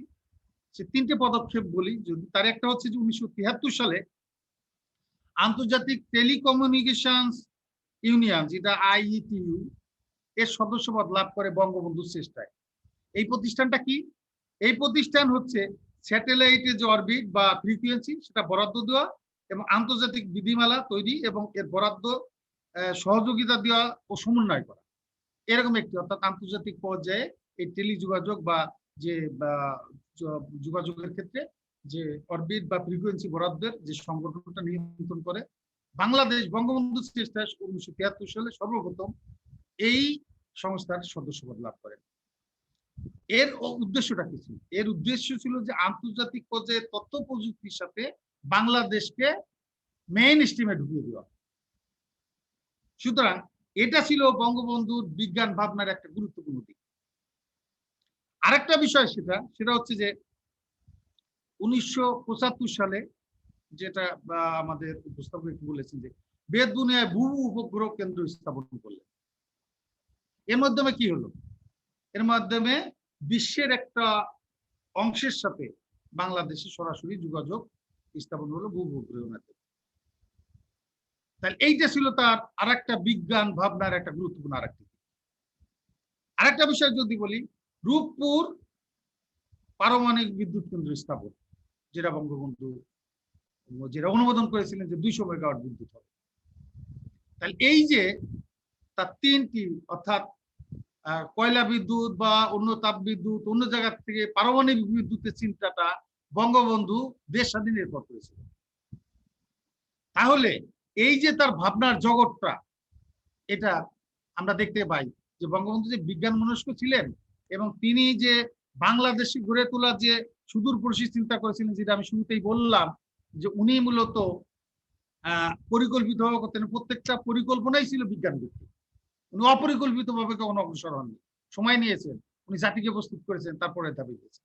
তাহলে আমরা এই যে পরপর 3টি পদক্ষেপ বঙ্গবন্ধু দেখলাম, যেটা সরাসরি বঙ্গবন্ধুর বিজ্ঞান ভাবনার সাথে সংশ্লিষ্ট, বঙ্গবন্ধুর বিজ্ঞান ভিত্তিক যে চিন্তা চেতনা, বিজ্ঞানের অগ্রগতির যে চিন্তা চেতনা, বিশ্বের সাথে তাল মিলিয়ে চলার যে চেষ্টা, সেটা বঙ্গবন্ধুর। এইসবের মধ্যে দিয়ে কি হলো, বাংলাদেশ তথ্য যোগাযোগ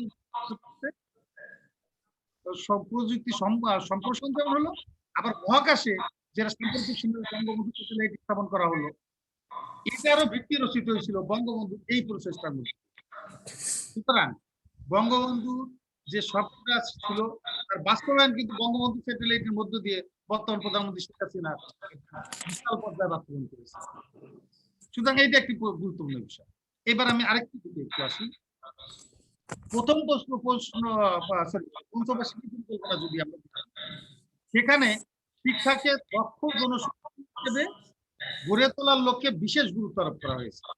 এবং আমরা যদি যেটা আলোচক আমার কাছে মুখ্য আলোচক উল্লেখ করেছেন, এখন বিজ্ঞানীকে ডক্টর কুদরাতে খুদা, বিজ্ঞানীকে উনি স্বাধীন বাংলাদেশের উপযোগী একটা শিক্ষা ব্যবস্থা গড়ে তোলার জন্য গঠন করেন।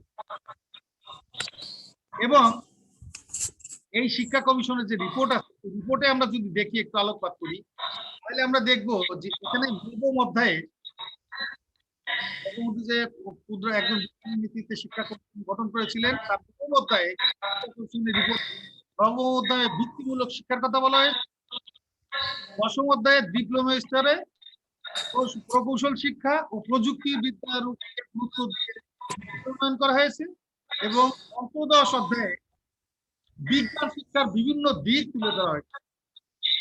অর্থাৎ বিজ্ঞান শিক্ষাকে গুরুত্ব দিয়ে আলাদা একটি অধ্যায় তৈরি দেওয়া হয়েছে, যেটা পঞ্চদশ শিক্ষানীতিতে। তাহলে আমরা দেখছি বঙ্গবন্ধু দেশ স্বাধীনের পর থেকেই পরিকল্পিতভাবে যে বিজ্ঞান ভিত্তিক চিন্তাগুলো করেছে, সেটা তার পলিসির মধ্যে ঢুকিয়ে দিচ্ছে, তাকে এটা সহজে বাস্তবায়ন করা যায়। এবং এখানে আর পুরো রিপোর্টটাই যদি বলা যায়, সেটা ছিল বিজ্ঞান ভিত্তিক একটি রিপোর্ট, যেখানে সাধারণ মানের পড়াশোনার মধ্যে বিজ্ঞান শিক্ষার উপরে সর্বোচ্চ গুরুত্ব দেওয়া। আমি বঙ্গবন্ধু সবসময় জীবনমুখী ও কারিগরি শিক্ষার উপর বিশেষ গুরুত্ব দিয়েছিলেন। 1973 সালের 13ই ফেব্রুয়ারি বাংলাদেশ কৃষি বিশ্ববিদ্যালয়ে উনি একটি বক্তব্য দিয়েছিলেন। সে বক্তব্যের অংশ বিশেষ আমি শোনাচ্ছি আপনাদের, তাতেই আপনারা বুঝতে পারবেন বিষয়টি।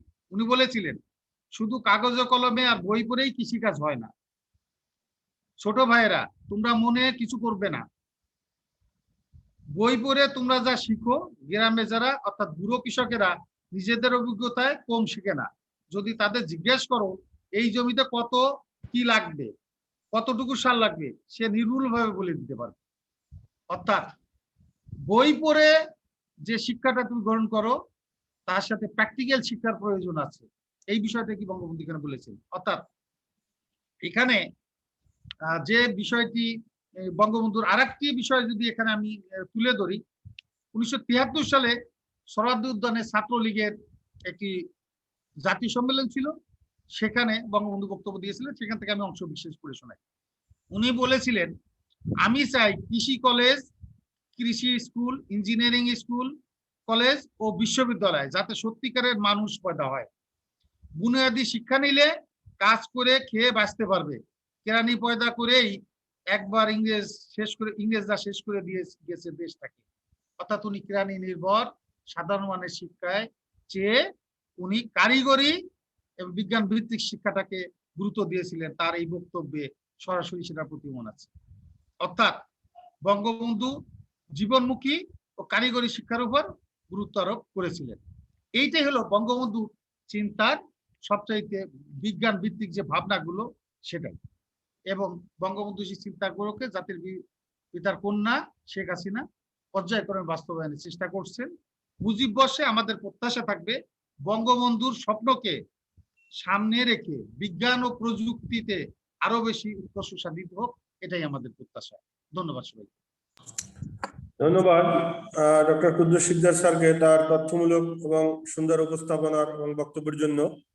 আসলে বঙ্গবন্ধু কতটা যে শিক্ষানুরাগী ছিলেন তার প্রমাণ পাওয়া যায় স্বাধীনতার পরে 1972 সালের ঘোষিত বাজেটে উনি কিন্তু প্রতিরক্ষা খাতের চেয়ে শিক্ষা এবং কৃষিতে বেশি বরাদ্দ দিয়েছিলেন। যেখানে প্রতিরক্ষা খাতে বরাদ্দ ছিল 40 কোটি টাকা, সেখানে শিক্ষা খাতে বরাদ্দ ছিল 43 কোটি টাকা। কাজে এখানে আমরা বুঝতে পারি বঙ্গবন্ধু শিক্ষা তথা বিজ্ঞান শিক্ষাকে কতটা গুরুত্ব দিয়েছিলেন। তো এ পর্যায়ে আমাদের মধ্যে বক্তব্য রাখবেন আজকের অনুষ্ঠানের বিশেষ অতিথি বিশেষ এবং আলোচক আমাদের শ্রদ্ধেয় উপাধ্যক্ষ মহোদয়, ঢাকা কলেজের শ্রদ্ধেয় উপাধ্যক্ষ এটিএম মইনুল ইসলাম স্যার। স্যারকে তার বক্তব্য রাখার জন্য বিনীত অনুরোধ করছি। মুজিব শতবর্ষ ও স্বাধীনতার রজত জয়ন্তী উপলক্ষে ঢাকা কলেজের পদার্থবিজ্ঞান বিভাগের সহযোগিতায় ঢাকা কলেজ কর্তৃক আয়োজিত বঙ্গবন্ধুর বিজ্ঞান ভাবনা শীর্ষক ভার্চুয়াল সেমিনারের সম্মানিত সভাপতি, অত্র কলেজের সুযোগ্য অধ্যক্ষ প্রফেসর IK সেলিমুল্লাহ খন্দকার। প্রধান আলোচক হিসাবে আছেন জনাব সিরাজউদ্দিন আহমেদ, সাবেক ভারপ্রাপ্ত সচিব, শিক্ষা মন্ত্রণালয় ও সাবেক সদস্য, বাংলাদেশ সরকারি কর্ম কমিশন, এবং তিনি একজন ইতিহাসবিদ। একই সাথে আলোচক হিসেবে উপস্থিত আছেন ডক্টর মোহাম্মদ আব্দুল কুদ্দুস শিকদার, সাধারণ সম্পাদক, শিক্ষক পরিষদ, ঢাকা কলেজ। এবং আমাদের মধ্যে স্বাগত বক্তব্য প্রদান করেছেন ঢাকা কলেজ পদার্থবিজ্ঞান বিভাগের বিভাগীয় প্রধান অধ্যাপক সৈয়দ আহমদ সুবি। উপস্থিত আর আমাদের সাথে সংযুক্ত আছেন বিভিন্ন বিভাগের বিভাগীয় প্রধানগণ, বিভিন্ন বিভাগের বিভাগীয় সহকর্মীগণ, বিশেষত পদার্থবিজ্ঞান বিভাগের সহকর্মীগণ, ছাত্ররা এবং আপনারা ফেসবুক লাইভে যারা শুনছেন। আসসালামু আলাইকুম, শুভ দুপুর। প্রথমেই আমি সিরাজউদ্দিন আহমেদ স্যারকে ধন্যবাদ জানাই তার বস্তুনিষ্ঠ, জীবন ঘনিষ্ঠ আলোচনার জন্য। তিনি দীর্ঘদিন শিক্ষা মন্ত্রণালয়ে চাকরি করেছেন এবং বিজ্ঞান শিক্ষার বিস্তারের জন্য শিক্ষাকে কাজে লাগানোর চেষ্টা তিনি সবসময় করে গেছেন। স্যারকে আরো ধন্যবাদ এই কারণে যে স্থায়ী শিক্ষা কমিশন এবং উচ্চশিক্ষা কমিশন গঠনের মতো একটি বিস্তৃত ভাবনা তিনি উপস্থাপন করেছিলেন এবং এখনো তিনি তার যে কার্যকারিতা তিনি বিশ্বাস করেন এবং এই শিক্ষা কমিশনগুলি এবং শিক্ষা মন্ত্রণালয় শিক্ষকদের দ্বারাই চালিত হবে। তার যে এই ভাবনা, তার যে বোধ, এই বোধ আমাদেরকে মুগ্ধ করেছে।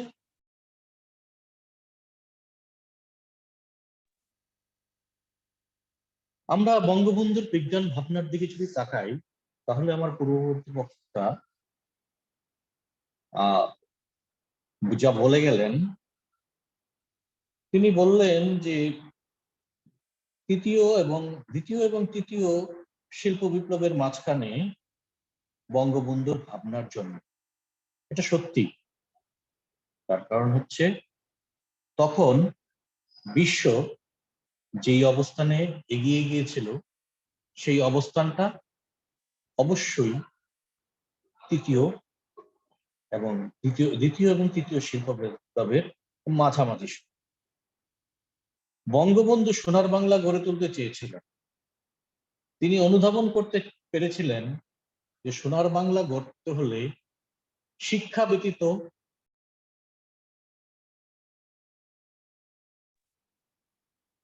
কারণ আমরা দেখি যে বাংলাদেশ একটি কৃষিভিত্তিক রাষ্ট্র।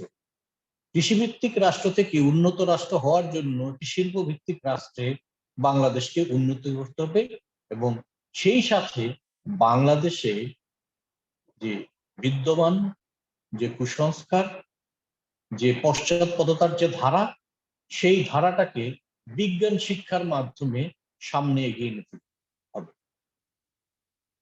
ক্ষুদ্র দক্ষতা শিক্ষা কমিশনের মাধ্যমে বঙ্গবন্ধু সেই ধারাটার সূচনা করেছিল। বঙ্গবন্ধু জোর দিয়েছিলেন কারিগরি শিক্ষার প্রতি, বিজ্ঞান শিক্ষার প্রতি, বৃত্তিমূলক শিক্ষার, এবং সেই যে ধারা তিনি শুরু করেছিলেন সেই ধারার ধারাবাহিকতায় বাংলাদেশের শিক্ষা এখন আজ অনেক দূর এগিয়ে গেছে। বঙ্গবন্ধু এদেশকে খাদ্যে স্বয়ংসম্পূর্ণ করার জন্য তিনি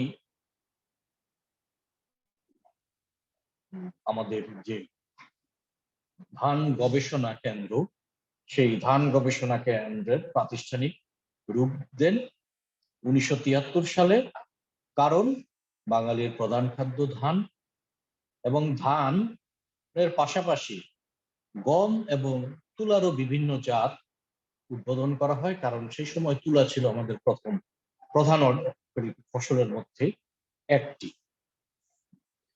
আমরা দেখতে পাই বঙ্গবন্ধু বিদ্যুতের গুরুত্ব অনুধাবন করতে পেরেছিলেন, কারণ একটি শিল্পভিত্তিক সমাজের জন্য বিদ্যুৎ অবশ্যই প্রয়োজনীয়। বিদ্যুৎ ছাড়া সেই শিল্পভিত্তিক সমাজ হতে পারে না। এ কারণে তিনি রূপপুর পারমাণবিক বিদ্যুৎ প্রকল্প গ্রহণ করেছিলেন, যা বাংলাদেশে নির্মাণাধীন।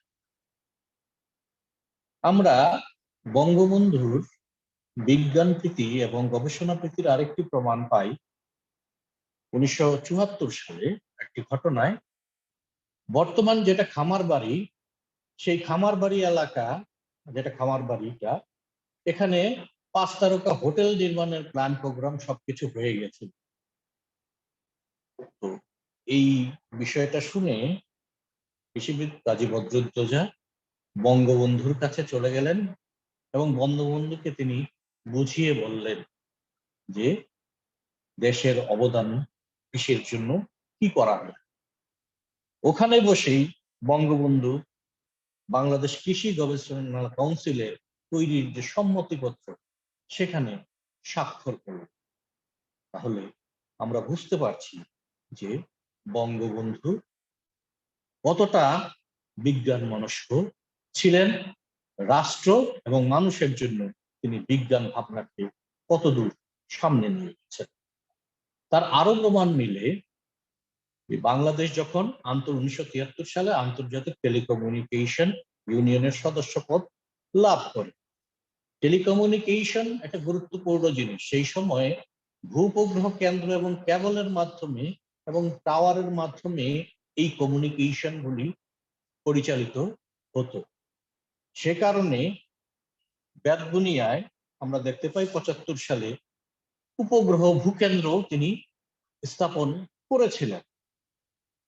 এই যে বাংলাদেশকে বিজ্ঞানের দিকে, শিক্ষা দীক্ষায়, কার্যক্রমে বাংলাদেশকে বিজ্ঞানের দিকে যে এগিয়ে নিয়ে যাওয়া, একটি বিজ্ঞান ভিত্তিক বিজ্ঞান মনস্ক জাতি ও রাষ্ট্র গড়ে তোলার জন্য বঙ্গবন্ধুর যে প্রচেষ্টা, সেই বঙ্গবন্ধুর প্রচেষ্টা আজ বাস্তবে রূপ পেয়েছে তারই সুযোগ্য কন্যা আমাদের মাননীয় প্রধানমন্ত্রী জননেত্রী শেখ হাসিনার কার্যক্রমের মাধ্যমে।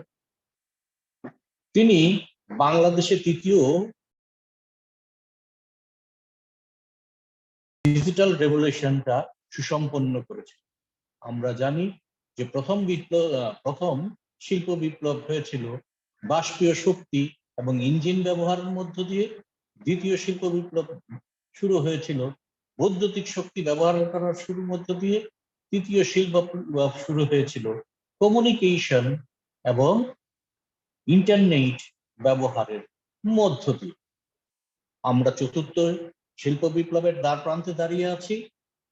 আমরা মাননীয় প্রধানমন্ত্রীর নেতৃত্বে এই চতুর্থ শিল্প বিপ্লব সুসম্পন্ন করব। বঙ্গবন্ধুর সোনার বাংলাকে আমরা বাস্তবে রূপান্তরিত করব। চতুর্থ শিল্প বিপ্লব কার উপরে ভিত্তি করে হবে?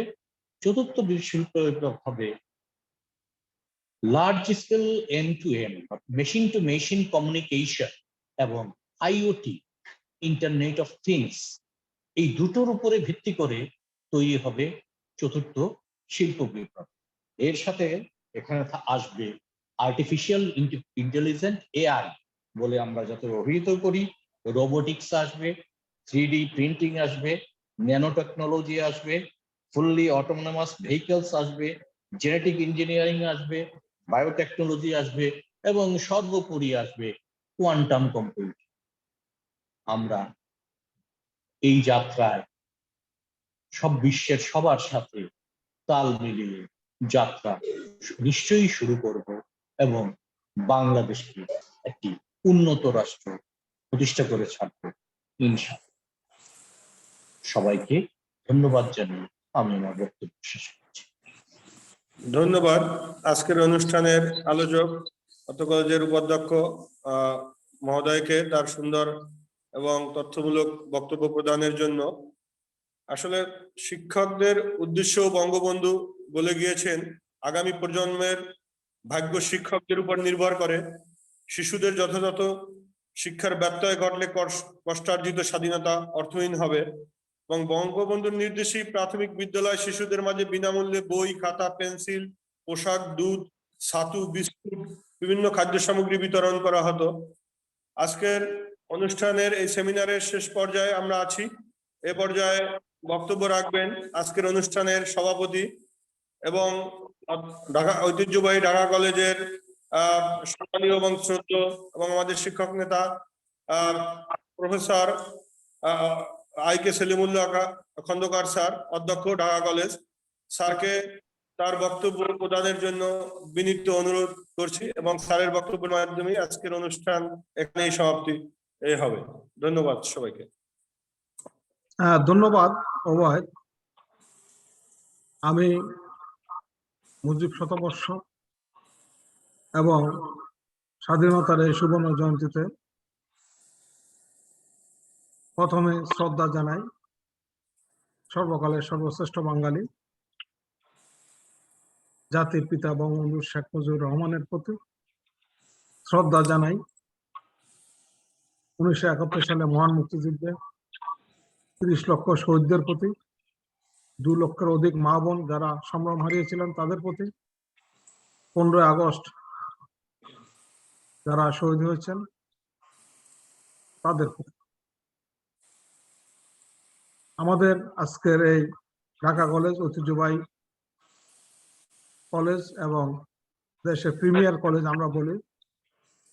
প্রায় 180 বছরের ঐতিহ্য এবং শ্রেষ্ঠত্বের আসন নিয়ে যে প্রতিষ্ঠানটি দাঁড়িয়ে, সেই প্রতিষ্ঠানের আজকের এই সেমিনারের সম্মানিত প্রধান অতিথি শিক্ষা মন্ত্রণালয়ের সাবেক ভারপ্রাপ্ত সচিব এবং সরকারি কর্ম কমিশনের সাবেক সদস্য, বঙ্গবন্ধু গবেষক জনাব সিরাজউদ্দিন আহমেদ। আমি স্যারের প্রতি ধন্যবাদ এবং কৃতজ্ঞতা জানাচ্ছি এই জন্যে, আজকে আপনার এই অংশগ্রহণ আমরা মনে করি যে আমরা যারা এখানে শিক্ষক আছে, আমাদের প্রিয় সহকর্মী আছে, আমরা তারা সবাই সমৃদ্ধ হয়েছি। আমাদের সাথে সংযুক্ত আছেন ঢাকা কলেজের সম্মানিত উপাধ্যক্ষ প্রফেসর এ কে মইনুল হোসেন, শিক্ষক পরিষদের সম্মানিত সম্পাদক ডক্টর কুদ্দুস শিকদার, প্রফেসর সগির আহমেদ, বিভাগীয় চেয়ারম্যান ফিজিক্স ডিপার্টমেন্টের প্রিয় সহকর্মীবৃন্দ, আমার ঢাকা কলেজের বিভিন্ন বিভাগীয় প্রধান সহ অন্যান্য সহকর্মী এবং আমাদের সাথে সংযুক্ত প্রিয় শিক্ষার্থীবৃন্দ, বারবারে স্মরণ করিয়ে বলতে ভালো লাগে, মুজিব শতবর্ষ, স্বাধীনতার সুবর্ণ জয়ন্তী, পাশাপাশি আমরা ঢাকা বিশ্ববিদ্যালয়ের অধিভুক্ত, ঢাকা বিশ্ববিদ্যালয়ের শতবর্ষ, একই সাথে এতগুলা সম্মিলন, এটা একটা বিরল একটা ঘটনা। এই সময়ের আমরা সাক্ষী। পাশাপাশি আরো একটা খারাপ দিক হলো, সেটা বলি অতিমারি শতবর্ষের একটা ঘটনা বলা হয়। আমাদের অনেক কষ্ট, অনেক দুঃখ, আমরা অনেককে হারিয়েছি, অনেক প্রিয়জন হারিয়েছি। তারপরও আমাদের মাননীয় প্রধানমন্ত্রী বলেন, শিক্ষামন্ত্রী বলেন, এখান থেকে আমাদেরকে সুযোগ করে নিতে হবে। সরি, এটা আমাদের জন্য সমস্যা, কিন্তু এই অতিমারি থেকে আমাদেরকে সুযোগের সদ্ব্যবহার করতে হবে। এই অতিমারির সময় আমরা তথ্য প্রযুক্তিতে অভ্যস্ত হয়ে যাচ্ছি। আমাদের শিক্ষার্থী, আমাদের শিক্ষক সবাই কিন্তু এখন আমরা তথ্য প্রযুক্তিতে অনেক দূর এগিয়ে গেছি। সরকারের যে ডিজিটাল বাংলাদেশ, সরকারের যে গৃহীত পদক্ষেপগুলো ছিল, সেটার সুফল আমরা এখন আমরা তার সুফল এখন ভোগ করছি। আমরা সুযোগ নিব। আমরা তথ্য প্রযুক্তির ব্যবহার আমাদের সব সময়ের জন্য না, কিন্তু তারপরও চতুর্থ শিল্প বিপ্লবকে সামনে রেখে এই তথ্য প্রযুক্তি আমাদেরকে অনেক দূর এগিয়ে নিয়ে যাবে। অতিমারী সমস্যার ভিতরে এই সুযোগের আমরা সদ্ব্যবহার করতে চাই। আমাদের আজকে আলোচনা যে বিষয়বস্তু, বঙ্গবন্ধুর বিজ্ঞান ভাবনা। আমাদের সিরাজউদ্দিন স্যার আসলে শুধু যে বিজ্ঞান ভাবনা নিয়ে বলেন না, উনি দীর্ঘদিন ধরে বঙ্গবন্ধুর উপর কাজ করেছেন। বঙ্গবন্ধুর অনেক দিক, আমাদের জাতীয় নীতি, এইসব বিষয় নিয়ে কিন্তু অনেক দিকে আলোকপাত করেছেন। আমরা সমৃদ্ধ হয়েছি। আমি শুধু একটা কথাই বলি, আমার একটা শিক্ষক হিসাবে বা শিক্ষক সংগঠনের সাথে সম্পৃক্ত থাকার ফলে আমার একটা উপলব্ধি, সেটা হচ্ছে স্বাধীনতার খুব স্বল্প সময়ে 1973 সালে ক্ষুদ্র ক্ষুদ্র শিক্ষা কমিশন রিপোর্ট প্রণীত হয়। একটা বিধ্বস্ত রাষ্ট্র অর্থনীতি, ভঙ্গুর অর্থনীতি নিয়ে যাত্রা শুরু, কিন্তু সেখানে এই ধরনের একটা শিক্ষানীতি, এটা আজ পর্যন্ত স্বাধীনতার এই সুবর্ণ জয়ন্তীর এই লগ্নে দাঁড়িয়েও আমরা বলতে পারি, 50 বছর পরে আমরা বলতে পারি যে ডক্টর ক্ষুদ্র শিক্ষা কমিশনকে আমরা এখনো অতিক্রম করতে পারি। এটা আমাদের জন্য দুঃখজনক। আমরা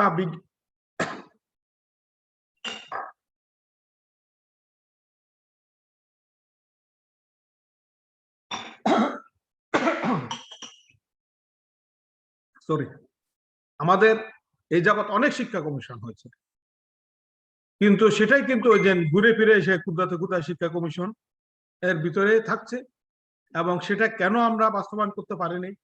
আমাদের আজকের যিনি সম্মানিত প্রধান অতিথি, আমরা যদি আলোচক হিসেবে বলছি, উনি আমাদের আজকে প্রধান ব্যক্তিত্ব, প্রধান অতিথি, উনি বলেছেন কেন, সেটা নিয়ে আমি আর আলোচনা যাব না। কারণ যারা সরকারের সিদ্ধান্ত বাস্তবায়ন করেন, তার মধ্যে রাজনৈতিক দর্শন থাকতে হবে। এবং আমাদের জনাব সিরাজউদ্দিন আহমেদ, উনি যদিও সরকারের একজন কঠিন আমলা ছিলেন, কিন্তু তার ভিতরে তার পদক্ষেপগুলোতে যে সরকারের রাজনৈতিক যে দর্শন, বঙ্গবন্ধুর আদর্শের চিন্তা ভাবনা, সেটা কিন্তু খুব কম লোকের ভিতরে আমরা দেখেছি। যার ফলে কিন্তু আমাদের সরকারের যে রাজনৈতিক দর্শন এবং চিন্তা ভাবনা, সেটা বাস্তবায়নে আমরা দেখি যে আংশিক হয়, অথবা কিছু কিছু ইন্টারেস্টেড পার্টিজ আছে, শুধু তাদের স্বার্থ সংশ্লিষ্ট বিষয়গুলাই বাস্তবায়ন হয়। না হলে আজকে বাংলাদেশে শিক্ষার যে অবস্থা, আমাদেরকে দুঃখের সাথে বলতে হবে, আমরা স্যারেরও দৃষ্টি আকর্ষণ করব, স্যারের এখনো সুযোগ আছে নীতি নির্ধারণের সাথে। আমাদের যে শিক্ষা ব্যবস্থা, এখনো আমরা বিজ্ঞানমুখী শিক্ষা ব্যবস্থা গ্রাসরুট লেভেলে আমরা খুব একটা কার্যকর করতে পারিনি। এখনো বিজ্ঞানবিহীন শিক্ষা আমাদের রয়েছে। আমাদের দেশে এখনো অনেক শিক্ষা প্রতিষ্ঠান আছে। আমরা ধর্মীয় শিক্ষার বিরুদ্ধে নই, কিন্তু যেখানে আমাদের মূলনীতি বা রাষ্ট্র পরিচালিত হবে, আমাদের 30 লক্ষ শহীদদের যে আত্মত্যাগ, মুক্তিযুদ্ধের চেতনা, সে সমস্ত এখনো বাংলাদেশে হাজার হাজার শিক্ষা প্রতিষ্ঠান আছে যেখানে এখনো জাতীয় সঙ্গীত হয় না, জাতীয় পতাকা উড়ে না, যেখানে এখনো ধর্মীয় শিক্ষার বাইরে কিছুই শেখানো হয় না, বিজ্ঞান কি তারা জানে না। এই ধরনের একটা বিশাল একটা সম্প্রদায় আমরা সৃষ্টি করছি। আরো আমি স্যারের দৃষ্টি আকর্ষণ করবো, এই সম্প্রতি করোনা কালে যে সমস্ত শিক্ষা, আমাদের সারা দেশের শিক্ষা প্রতিষ্ঠান বন্ধ, কিন্তু বিশেষ কিছু প্রতিষ্ঠান চলছে, যার ফলে এখন সাধারণ স্কুলের শিক্ষার্থী কমে যাচ্ছে, তারা ওই বিশেষ প্রতিষ্ঠানগুলোতে যাচ্ছে। তা আমরা মনে করি যে আমরা 2041 সালে উন্নত সমৃদ্ধ বাংলাদেশে পৌঁছবো। আমরা এখন উন্নয়নশীল বাংলাদেশ আমরা অর্জন করেছি, কিন্তু আমাদেরকে যে 2041 সালে উন্নত সমৃদ্ধ বাংলাদেশ গঠনে যে আমাদের বড় একটা চ্যালেঞ্জ, আমরা মাননীয় প্রধানমন্ত্রীর নেতৃত্বে এগিয়ে যাচ্ছি, কিন্তু এইসব ঘটনা আমাদেরকে অনেক পিছিয়ে টানবে। আমাদের যে সরকারের যে পদক্ষেপ আছে সেটা বাধাগ্রস্ত হতেই পারে এবং হওয়াই স্বাভাবিক। সেটা সাম্প্রতিককালে অনেক লক্ষণ আমরা দেখছি। আমরা মনে করি ধর্মীয় শিক্ষা থাকলো, সকল প্রতিষ্ঠানে মুক্তিযুদ্ধের চেতনা এবং বিজ্ঞান শিক্ষা, এই বিষয়গুলোকে বঙ্গবন্ধুর যে চিন্তা ভাবনা ছিল, ক্ষুদ্র শিক্ষা কমিশন আমি আগেও বলেছি, সেটাকে এখনো আমরা অতিক্রম করতে পারছি না। এটা আমাদের জন্য দুর্ভাগ্য। আমরা আমাদের 2041 সালে উন্নত সমৃদ্ধ বাংলাদেশ গড়তে গিয়ে আমাদেরকে সামনে চ্যালেঞ্জের মুখোমুখি হতে হবে চতুর্থ শিল্প বিপ্লব। চতুর্থ শিল্প বিপ্লব আমাদের জন্য একটা বড় চ্যালেঞ্জ। আমাদের বর্তমান যারা শিক্ষার্থী তোমরা আছো, তোমাদের প্রতি আমি বলবো, আমাদেরকে গতানুগতিক শিক্ষার বাইরে বেরিয়ে আসতে হবে। আমাদেরকে চতুর্থ শিল্প বিপ্লবের জন্য প্রস্তুত হতে হবে। বলা হয়ে থাকে যে 2030 সালের আমাদের যে শিক্ষা, আমাদের যে এখন যে কর্মসংস্থানের যে ধরনটা আছে সেটা ব্যাপক পরিবর্তন হয়।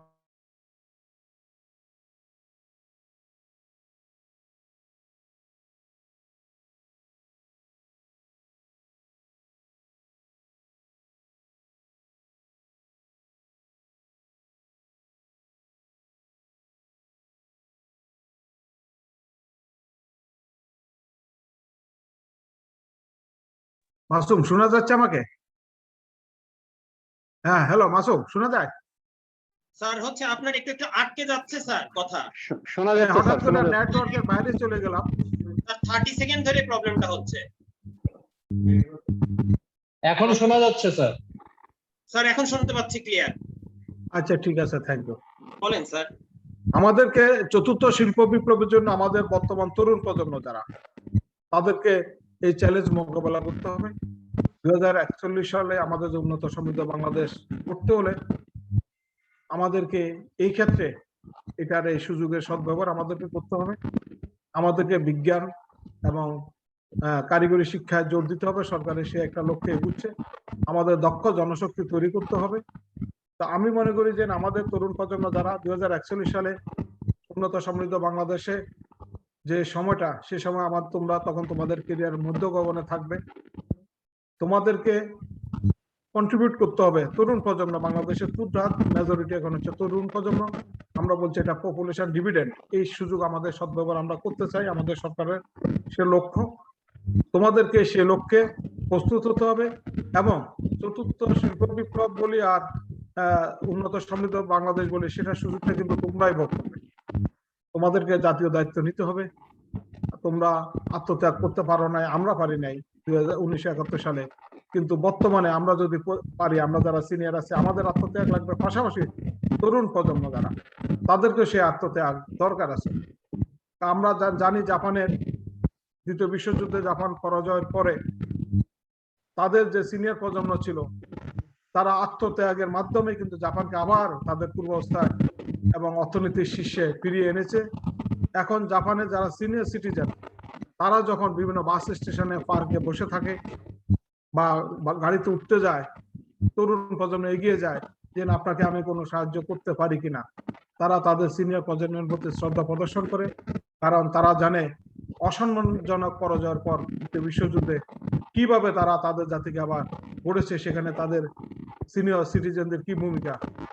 আর আমরা আমাদের ভিতরেও এই শ্রদ্ধাবোধ জাগিয়ে তুলতে হবে।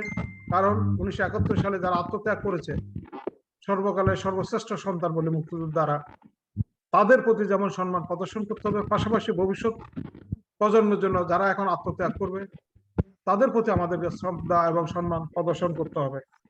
আমি আবারও আমাদের আজকের অনুষ্ঠানের যিনি প্রধান অতিথি ছিলেন, প্রধান আলোচক ছিলেন জনাব সিরাজউদ্দিন আহমেদ, ওনার প্রতি ধন্যবাদ এবং কৃতজ্ঞতা জানাই। ইতিহাসের অনেক কিছু নতুন করে জানলাম আজকে।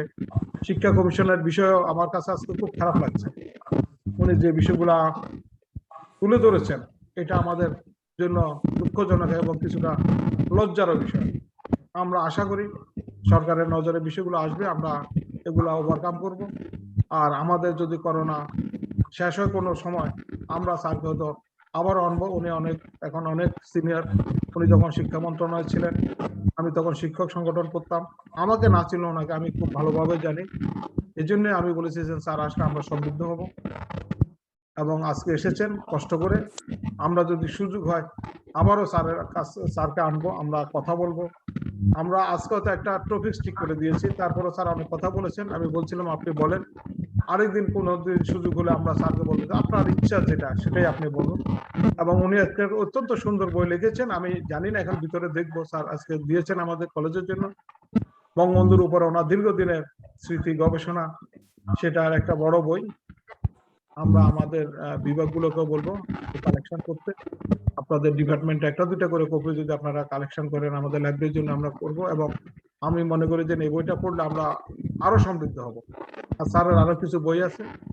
সবাইকে ধন্যবাদ এবং কৃতজ্ঞতা জানিয়ে, এবং আজকে ঢাকা কলেজের এই আয়োজনে পদার্থবিদ্যা বিভাগ যে সার্বিক সহযোগিতা করেছেন এবং আজকের আলোচনাকে সমৃদ্ধ করতে আমাদের তথ্য প্রযুক্তির সাথে যারা জড়িত আছেন তাদের প্রতি আমি ধন্যবাদ এবং কৃতজ্ঞতা জানিয়ে বক্তব্য শেষ করছি।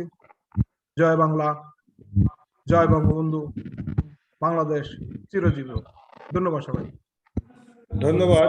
আজকের অনুষ্ঠানের সভাপতি এবং আমাদের কলেজের শ্রদ্ধেয় অধ্যক্ষ মহোদয়কে তার সুচিন্তিত এবং সুন্দর এবং তথ্যমূলক বক্তব্য প্রদানের জন্য।